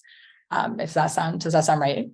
That's right. The minutes of the 28th will be amended and then sent. Right. That's what you're at. Up until now, and it was, I asked Barb, and so it was just an error, but up until now, the amended minutes has been in the next, like tonight's minutes, and we've never gone back and. Like a newspaper does. Right, like we don't go back and correct them, and that Pietro said was incorrect, and we do need to go back and edit the We original. should have, it would be my understanding for procedural sort of completeness, that we would have the original one, and then we would have one that would be listed as amended with all these amendments. I don't think so. I think you just repost with You the just correct ones. Okay. Okay. So moving on to. Did you have? So then are we approving the minutes? at this point? That's where we're going. Oh, I see. Yes, Okay, yes. got it. So all those Okay. in favor of amending the minutes as Tim has. You seconded. Yes. Sorry, Yes. apologize. All those in favor of amending the minutes as Tim has described, please signify by saying aye. Aye. Any opposed or abstentions? Okay, they are amended, and Mark, if Wendy has any questions, just, have her let me to know, and we'll make sure that she has whatever she needs. Okay, moving on to the warrants and payrolls. I'm going to do these all at once. Is there a motion to approve the warrants of February 21, 2023 in the amount of $1,030,604.80, February 27, 2023 in the amount of $133,194.27, March 6, 2023 in the amount of $287,344.70, and the payrolls of February 24, 2023 in the amount of $1,545,636.05. Thank you, Anne. Second. Okay, I'm gonna give that to Liz. All those, is there discussion? Well, once again, I would just encourage people to go through the warrants, because I've made notations on all the warrants here on my agenda, and anything that I have picked out as not necessarily remarkable, but it just gives you an overview of, where the money's spent. And I think in order to really understand how a school system of this size, what the financial piece of it is huge. And the more understanding that people have with what the warrants actually are, then I think you get a much clearer idea of how it all works. Thank you. Okay, thank you, Sean. So now we are moving on. Wait, did we get a vote on it? We're moving on to the vote. All those in favor of the warrants and payrolls, please signify by saying aye. Aye. Any opposed or abstentions? Okay, wonderful. Moving on to public comment on non-agenda items, 10 minutes. Anyone making a comment can expect a response that falls into one of the following categories. Receive an acknowledgement of the comment with no further action planned. Receive an immediate response by the board chair or administration. Administration will be directed to contact and respond to the person. Clarification sought from the administration for a specified meeting. The topic will be added to a specified future board agenda. The matter would be referred to an executive session, or a public hearing would be held on the matter. Is there any public comment on non-agenda items? Jody. I commented during the budget session, but I would like to comment during your session, so it would be in the minutes. I had requested of both Frank, and he passed on my comments to Chris about equity in athletics. And both of them got back to me with very clear ideas. And if they didn't, showing me where I could find them in the budget and answering all of my questions. And I thought that was great. They did a wonderful job and I thank them for it. And they'll probably get stuck with more questions from me down the road, but that's okay. Thank you. Thank you, Jody. Mindy? I have, first I want to say thank you for the amendments to the meeting minutes. And then I have a question and a comment. Is this the last meeting before the new members join the board? What's tomorrow? Well, we have the annual meeting tomorrow, but this is the last regular. Yes. Okay, I just want to say, I know I've been here just on one issue, but I've been to all these meetings for a while, and I just want to take a minute to thank Michelle, because I think she's done really, she's been really committed, and she's really done a lot of hard work on this, so thank you. Thank you, Mindy.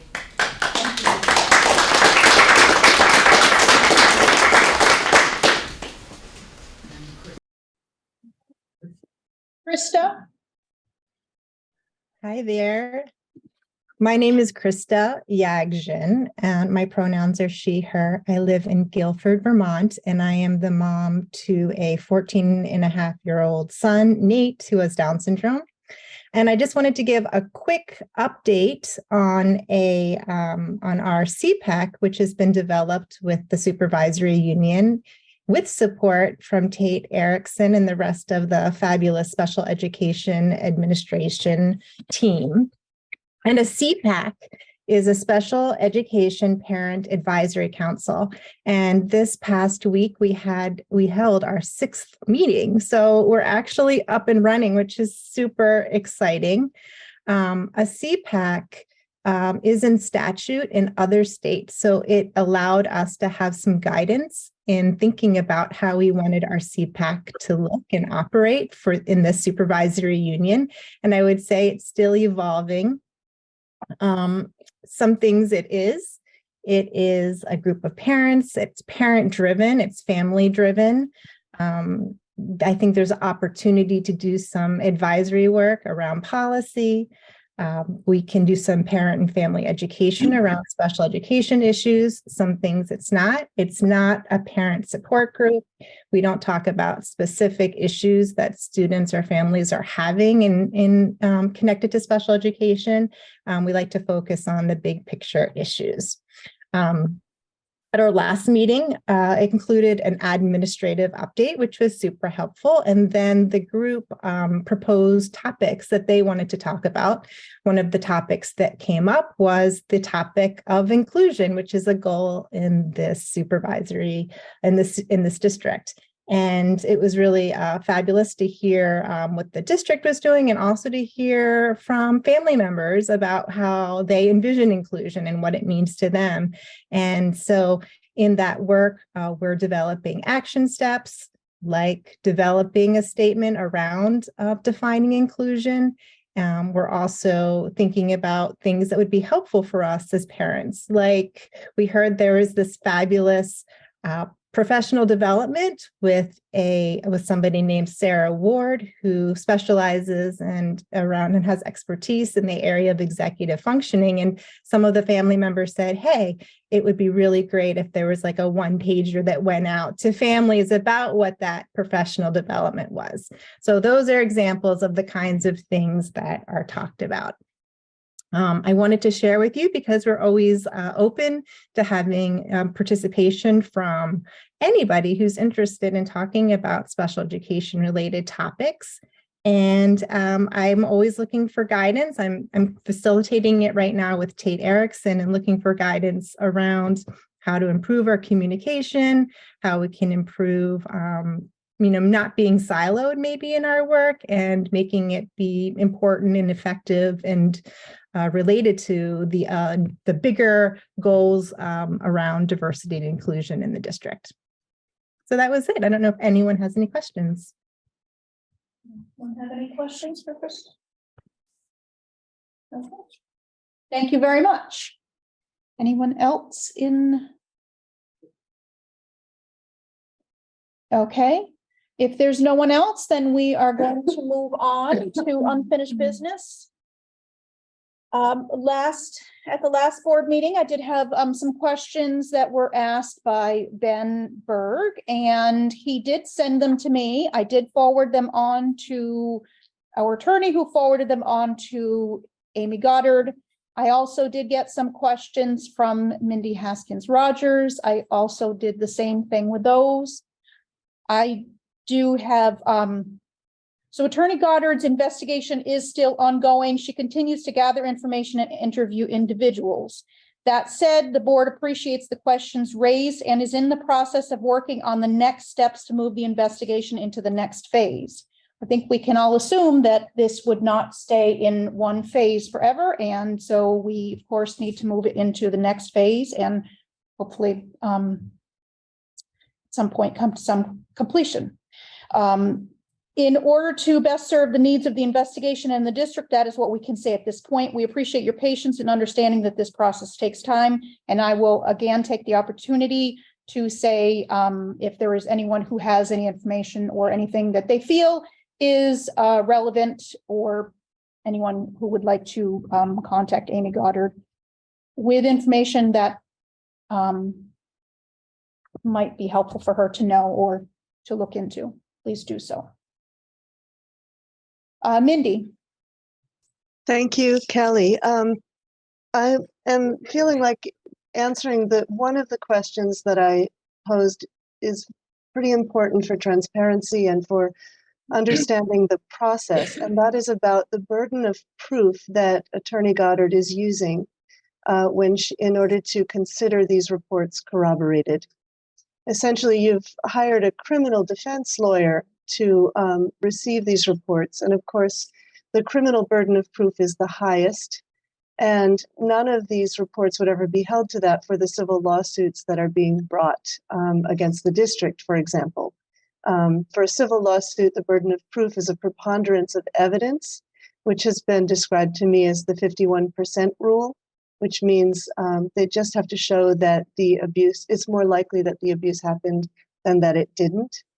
And so I guess knowing, it's concerning to me that that hasn't been clarified along the way, because obviously survivors deserve to be believed. And if it looks like the route to that is going to be more promising by bringing a lawsuit, that's sort of setting the district up for, well, I mean, you see the quandary.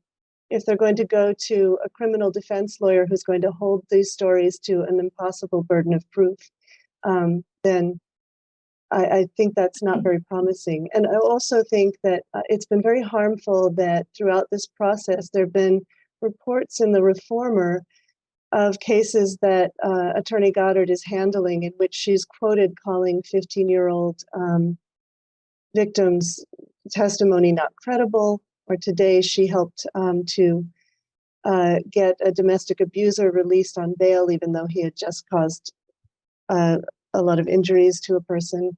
So I think that there are some detrimental things in the messaging that call into question how reliable this investigation could be, or how willingly survivors might go to her. So I guess the burden of proof question is a really big one. I think we need to know what standard she's holding these reports to. And I wish that had been answered. I think that question was submitted with enough lead time and a lot of clarity. Do you have any way of clarifying that for us? I do not have any way of clarifying that for you. I will say that last week, I personally was out of power for 2.5 days. So that severely limited a lot of what I was able to do. I'm sure that others in the community had similar issues. So I did send your questions pretty promptly along to to our attorney, who shared them with Attorney Goddard.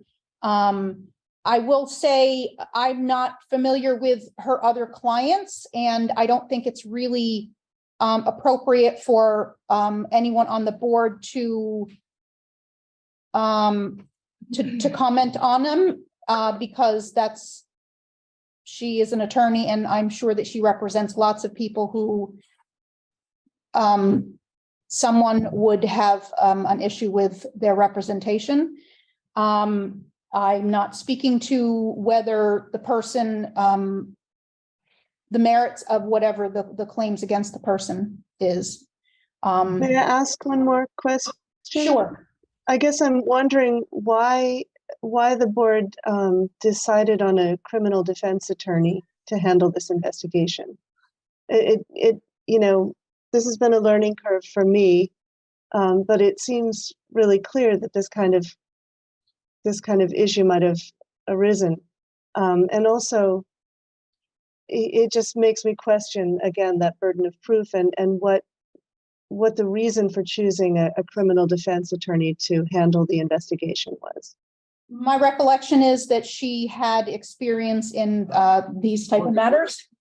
Yes. This was discussed in executive session when we decided, and we just can't disclose anything. Okay, thank you very much. But this question, the answer to this question isn't protected by executive session. I think that's something we need to work at being better at, about knowing that when we go into an executive session, what is contained and confidential is that finding, that part we have to find first. So I think that's the confusion sometimes when we talk about what being transparent is, because I'm not clear on why we wouldn't explain that.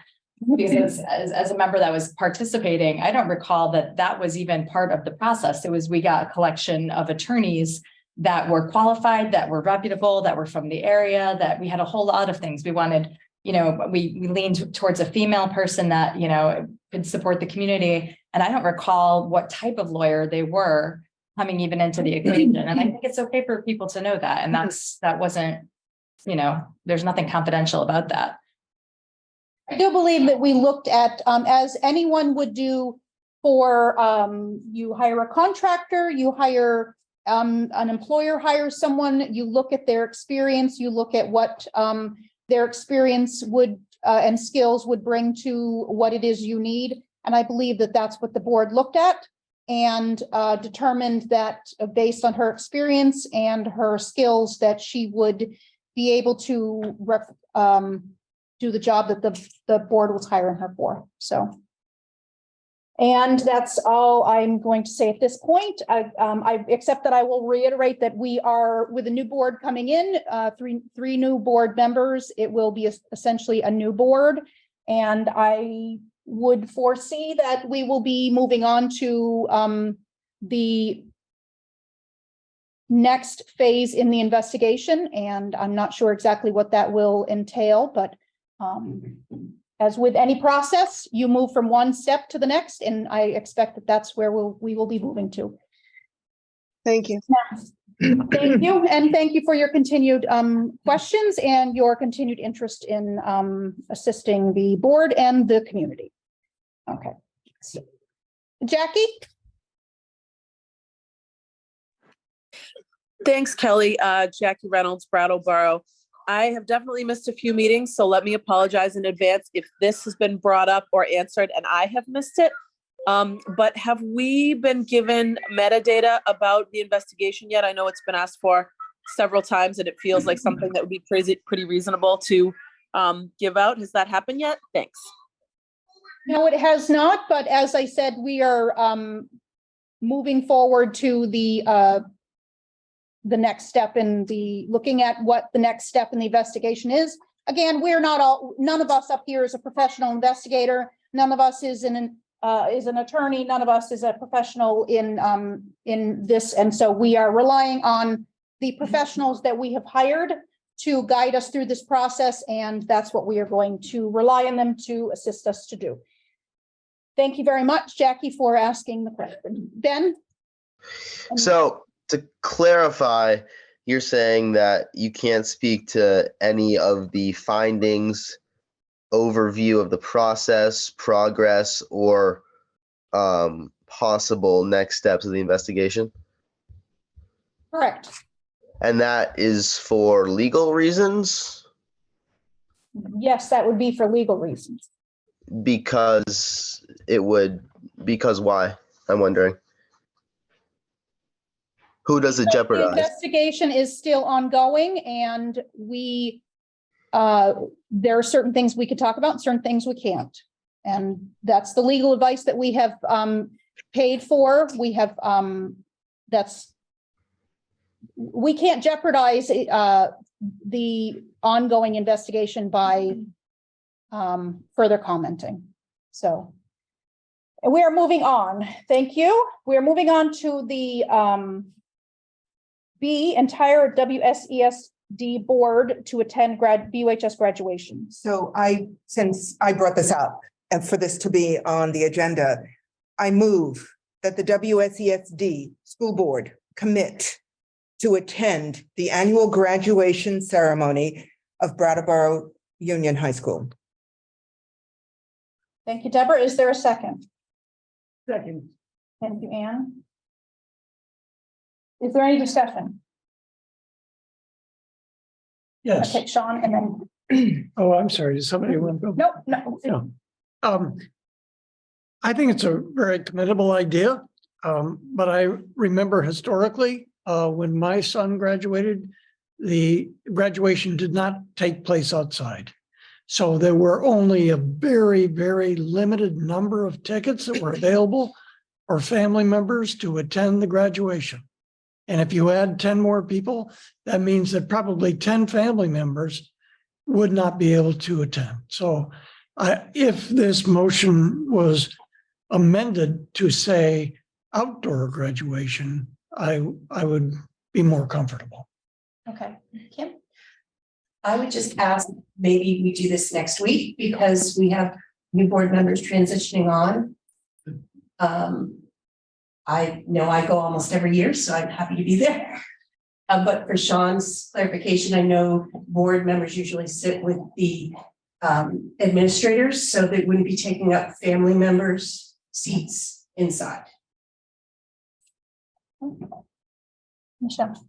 I had the same thought as Sean did actually, I think it's a really nice idea. I just wouldn't want to see board members take up priority seating, sort of like when you have a job, you don't get the best parking spots. And same if there was limited seating, I would want the priority to go to the students and their families and the educators. And rather than everyone sitting behind a row of board members, I think they're the heart and soul for so many people who have supported their children and staff who have supported them to graduate. So it's their special day if that needs to be prioritized. So that would be my hope as well, is that was defined, that the board didn't have like the best seats in the house. So I just would like to comment that we're talking about 10 folding chairs. And those 10 folding chairs can be scrunched in. And I don't really see that as limiting family members. I do think that as the school board,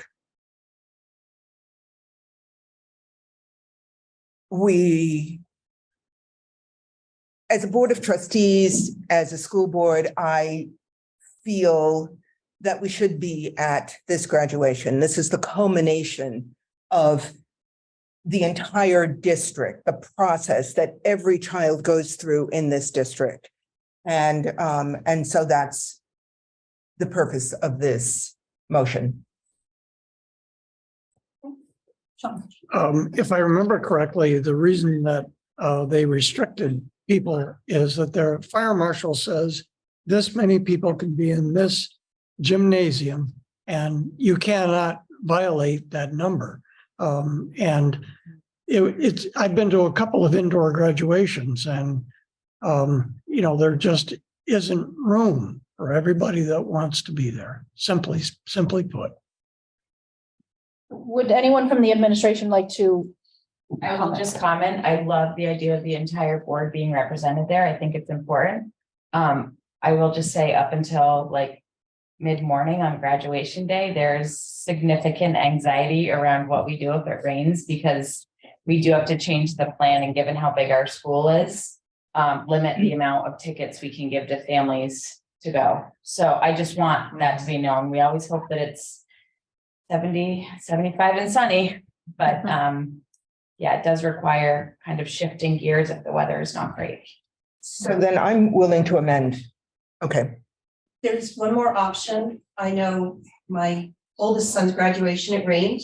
And they opened up the auditorium and my brother-in-law and his family enjoyed air conditioning and watching it on the screen. So as a board, we could go and watch it there and participate that way if we needed to make sure that all the students and families had tickets in the gym. so I'm willing to amend the motion.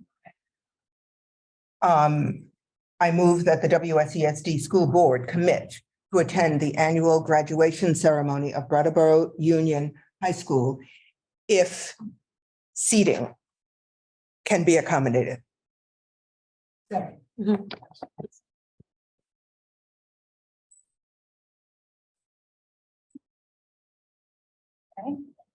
One more question. I presume that by passing that motion, would it be compulsory that every board member attend every graduation? I didn't see it that way. Okay. I did not see it that way. And I mean- kept that wording out of it. We all make a commitment to attend the board meetings by being on this board, but that doesn't mean that nobody ever misses a meeting. Right. I think our code of ethics specifies that we make every effort when possible to participate in our commitments. So I move that, so I'm tweaking the wording again, perhaps. Let's see what I can do on the spot. I move that the WSESD School Board commit, if possible, to attend, if personally possible, to attend the annual graduation ceremony of Brattleboro Union High School if seating can be accommodated. Second. So that was I think we've gotten. You've gotten two. We've gotten. Yeah, so You were parliamentarian over here. Sorry. So were you making a motion to amend your? yes, yet again. Amend. Yes, and I think Michelle just seconded it. Motion, we don't have to vote on the amendments as well. Okay, We'll just vote on the motion. thank you. Okay, so all those in favor of the motion as most recently indicated by Deborah, please indicate by saying aye. Aye. Any opposed or abstentions? Okay. So now we move to Policy and Amendment Committee. Okay, thank you. I'd like to, as chair, I'd like to offer the following brief comments. Thank you. So as the board transitions, and this is the last board meeting, thank you to everyone who has conscientiously followed the proceedings of this committee. Thank you to the entire board, to administration, especially Mark Spino and Barb Nowakowski, to teachers and staff, to parents and caregivers, to our entire community for your support and patience as we review policy. And as Liz Adams steps down from the board, we truly appreciate your honest, forthright expression. We look forward to your continued presence in the future. Even as this committee reconstitutes itself on March 28th, we have scheduled our next meeting on Monday, April 3rd. The current committee strongly urges that we maintain our schedule in order to address the backlog of policies that need to be considered in a timely fashion. We urge all board members, including those newly elected, to consider committee preferences before the March 28 board meeting. The committee presents the following policies to the board. The first one is F35, School Animal Policy, for a fourth reading. And the opening paragraph has been edited There exists a dynamic relationship between humans and other animals. It is the responsibility of the WSESD district to recognize this relationship in order to ensure the health and well-being of both. And here's the edited sentence, the added one. We honor that humans are animals. And in this policy, animal refers to non-human beings. The purpose of this policy is to promote safety for faculty, staff, and students by clarifying what animals may be brought onto school property and by providing guidance when approved animals are brought onto school property. And the paragraph continues. The top of the second page, under the heading non-service or non-therapy animals at schools. Again, this was recently edited and it reads, this section is specific to animals being brought onto school property by students, faculty, and visitors. Due to health concerns, safety concerns, and in order to avoid disruption of school activities, all animals are prohibited from being brought onto school property, to school facilities, school transportation, and school functions, except when the animal has been permitted as a service animal, a service dog in training, therapy animal, discretion of the principal, or a live animal on the school site used for instructional purposes. That's F35, school animal policy, for fourth reading. And the second policy that the committee is presenting, and this is for a second reading, is D17, which is entitled Policy on Non-Discriminatory Mascots and School Branding. And this policy is mandatory. It's presented for a second reading. And the first paragraph reads, it is the policy of Windham Southeast School District to provide welcoming, positive, and inclusive learning environments for all students by prohibiting the use of discriminatory school branding, which undermines the educational experiences of members of all communities and perpetuates negative stereotypes. And I just want to remind the community that this particular policy is mandatory and it is a statute. So the policy exists as written, and we really do need to get it into our system. It is already a policy that we have committed to by virtue of it being a law, but we need to go through this process. So again, this is a 10-day warning period. So please send comments and concerns to the committee, to me and to others on the committee, Ann Beekman, Tim Messiel, any board member, and they will send it to us. Thank you. That's it. So we have, the next item is determine assignments for presentation of articles at annual meeting. There are 4 articles. Article 1 is, and I will just read them, and I move that the reports of the district officers be approved as presented. That's the first one, so the board needs to determine who will read that. The second article is something that would be read by the superintendent as part of the process, and he would read, I move that Stephen Brown be nominated to serve as moderator of the Windham Southeast School District, and that Maureen Hart be nominated to serve as clerk of the district, and that Frank Rucker be nominated to serve as treasurer of the district. Article 3, board will need to determine who's going to read this. I move that the voters of the Windham Southeast School District authorize compensation in the amount of $7,000 to each director, and that the chair of the board will receive an additional $2,000 for a total of $72,000 for the whole board. That's Article 3.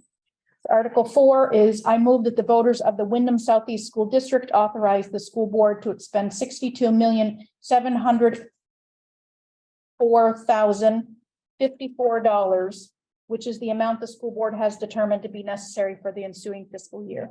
So there are 3 articles here. And so the board needs to, is there anyone who would like to volunteer for any particular article? I will do the Sean? money article. You would like to do Article 4, Yes. referencing the budget, okay? I would like to volunteer, Lana for article, the second one you read about compensation, if that's okay. Okay, so we have Lana for Article 3. That's your proposal. And Sean for Article 4. Is there someone? I mean, I could read it if no one else would like to read. Volunteer you. Thank you, Tim. For Article Okay. 5?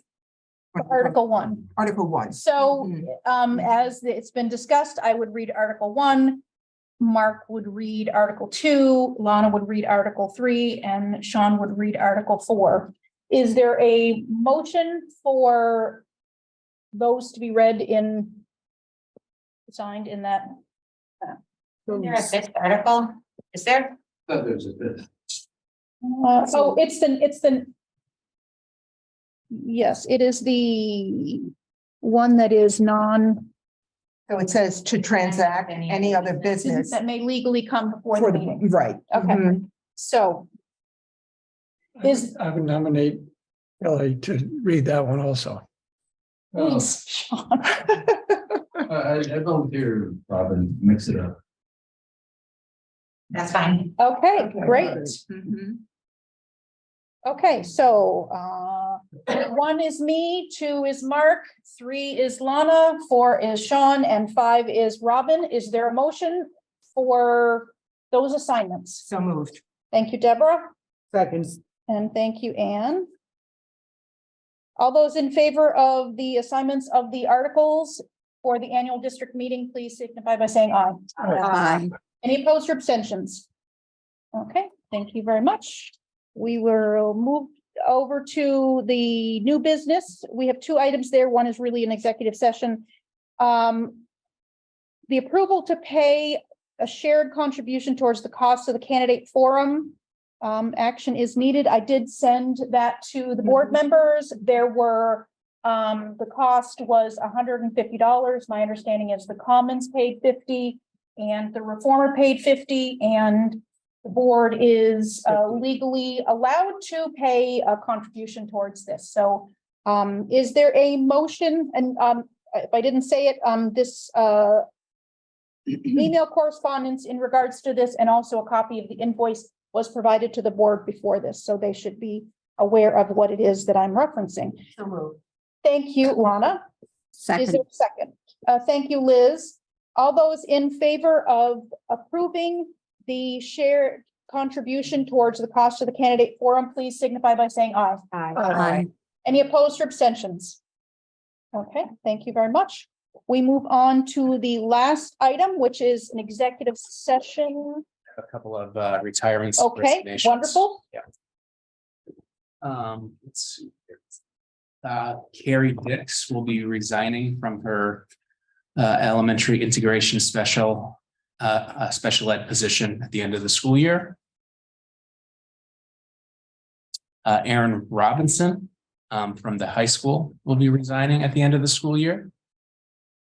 And Michael Hatt of the BUHS will be retiring at the end of the school year.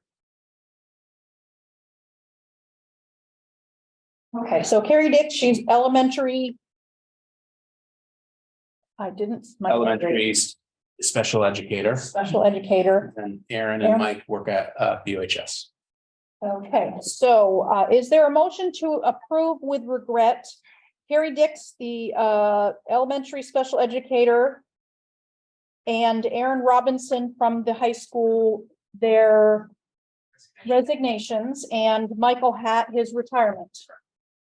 So moved. Thank you, Michelle. Is there a second? Second. Thank you, Deborah.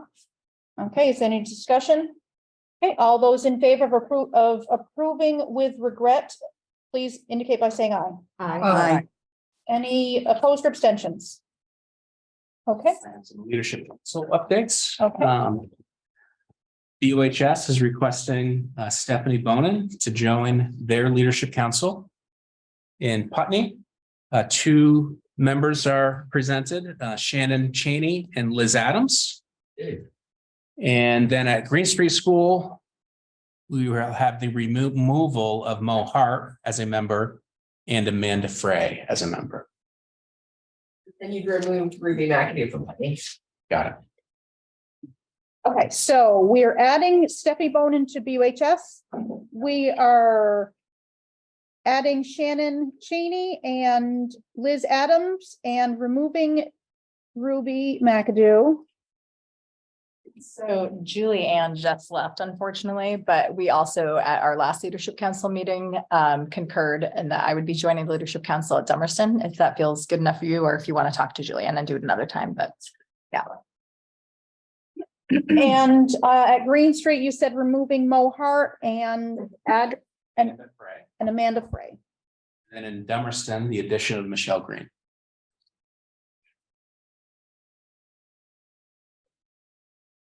Okay, is there a motion to add and subtract as has been indicated by the superintendent? So moved. Thank you, Lana. Second. Thank you, Anne. All those in favor of those additions and subtractions, please signify by saying aye. Aye. Any opposed or abstentions? I think I should abstain. Okay, so then we need a roll call. Okay, so Just say yay. Yay, whatever.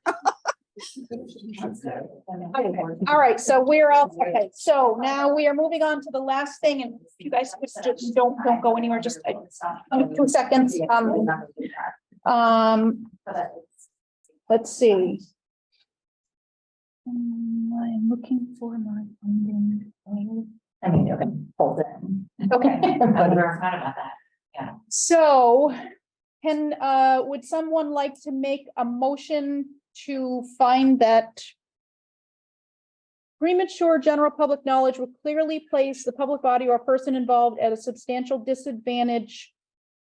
And please know, under a separate motion, we will be entering executive session to discuss a matter regarding contracts and inviting in Mark Spino. Is there anyone who would like to make the motion for that finding? A contract for an employee then? Yes. I'll make that motion. Okay, thank you, Michelle. Is there a second? Second. Okay, thank you, Deborah. All those in favor of making that finding, please signify by saying aye. Aye. Any opposed or abstention? Okay, so now we will, is there a motion to go on into executive session under 1 VSA 313A1A contracts? Thank you, Michelle. Second. Thank you, Anne. Not sure what. Yes, I do believe action. Maybe it's what we just. Yeah, okay. I can show you the email. Okay. I think action is expected, but I don't think it's gonna take I think it's, okay.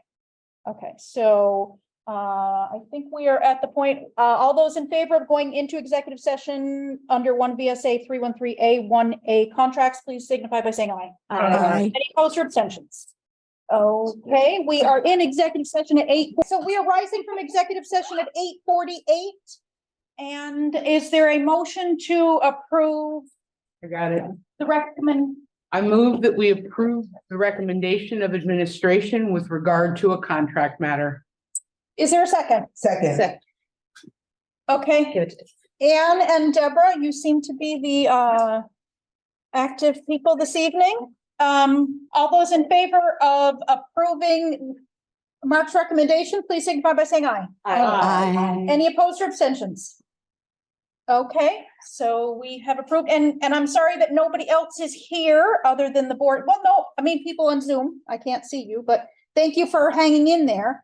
I just want to thank everyone. This is the last meeting of this board, so I want to, say thank you, everyone. The people, 2 people who are not going to be on the board beyond tomorrow, but But I'm excited. Oh, my goodness, yes, 3 people. Thank you, Robin. But I'm sure that we will see your contributions in many ways, and so I look forward to seeing that. And I want to thank everyone who's, helped me muddle my way through things. So, and then we'll see everyone tomorrow evening. And Celebrate a past budget. that's right. So, Madam Chair, there being no further business before this board, I move that we adjourn. Second. thank you, Anne, and thank you, Liz. All those in favor of adjourning, please signify by saying aye. Aye. Any opposed or abstentions? Okay, well, we are adjourned at 8:50.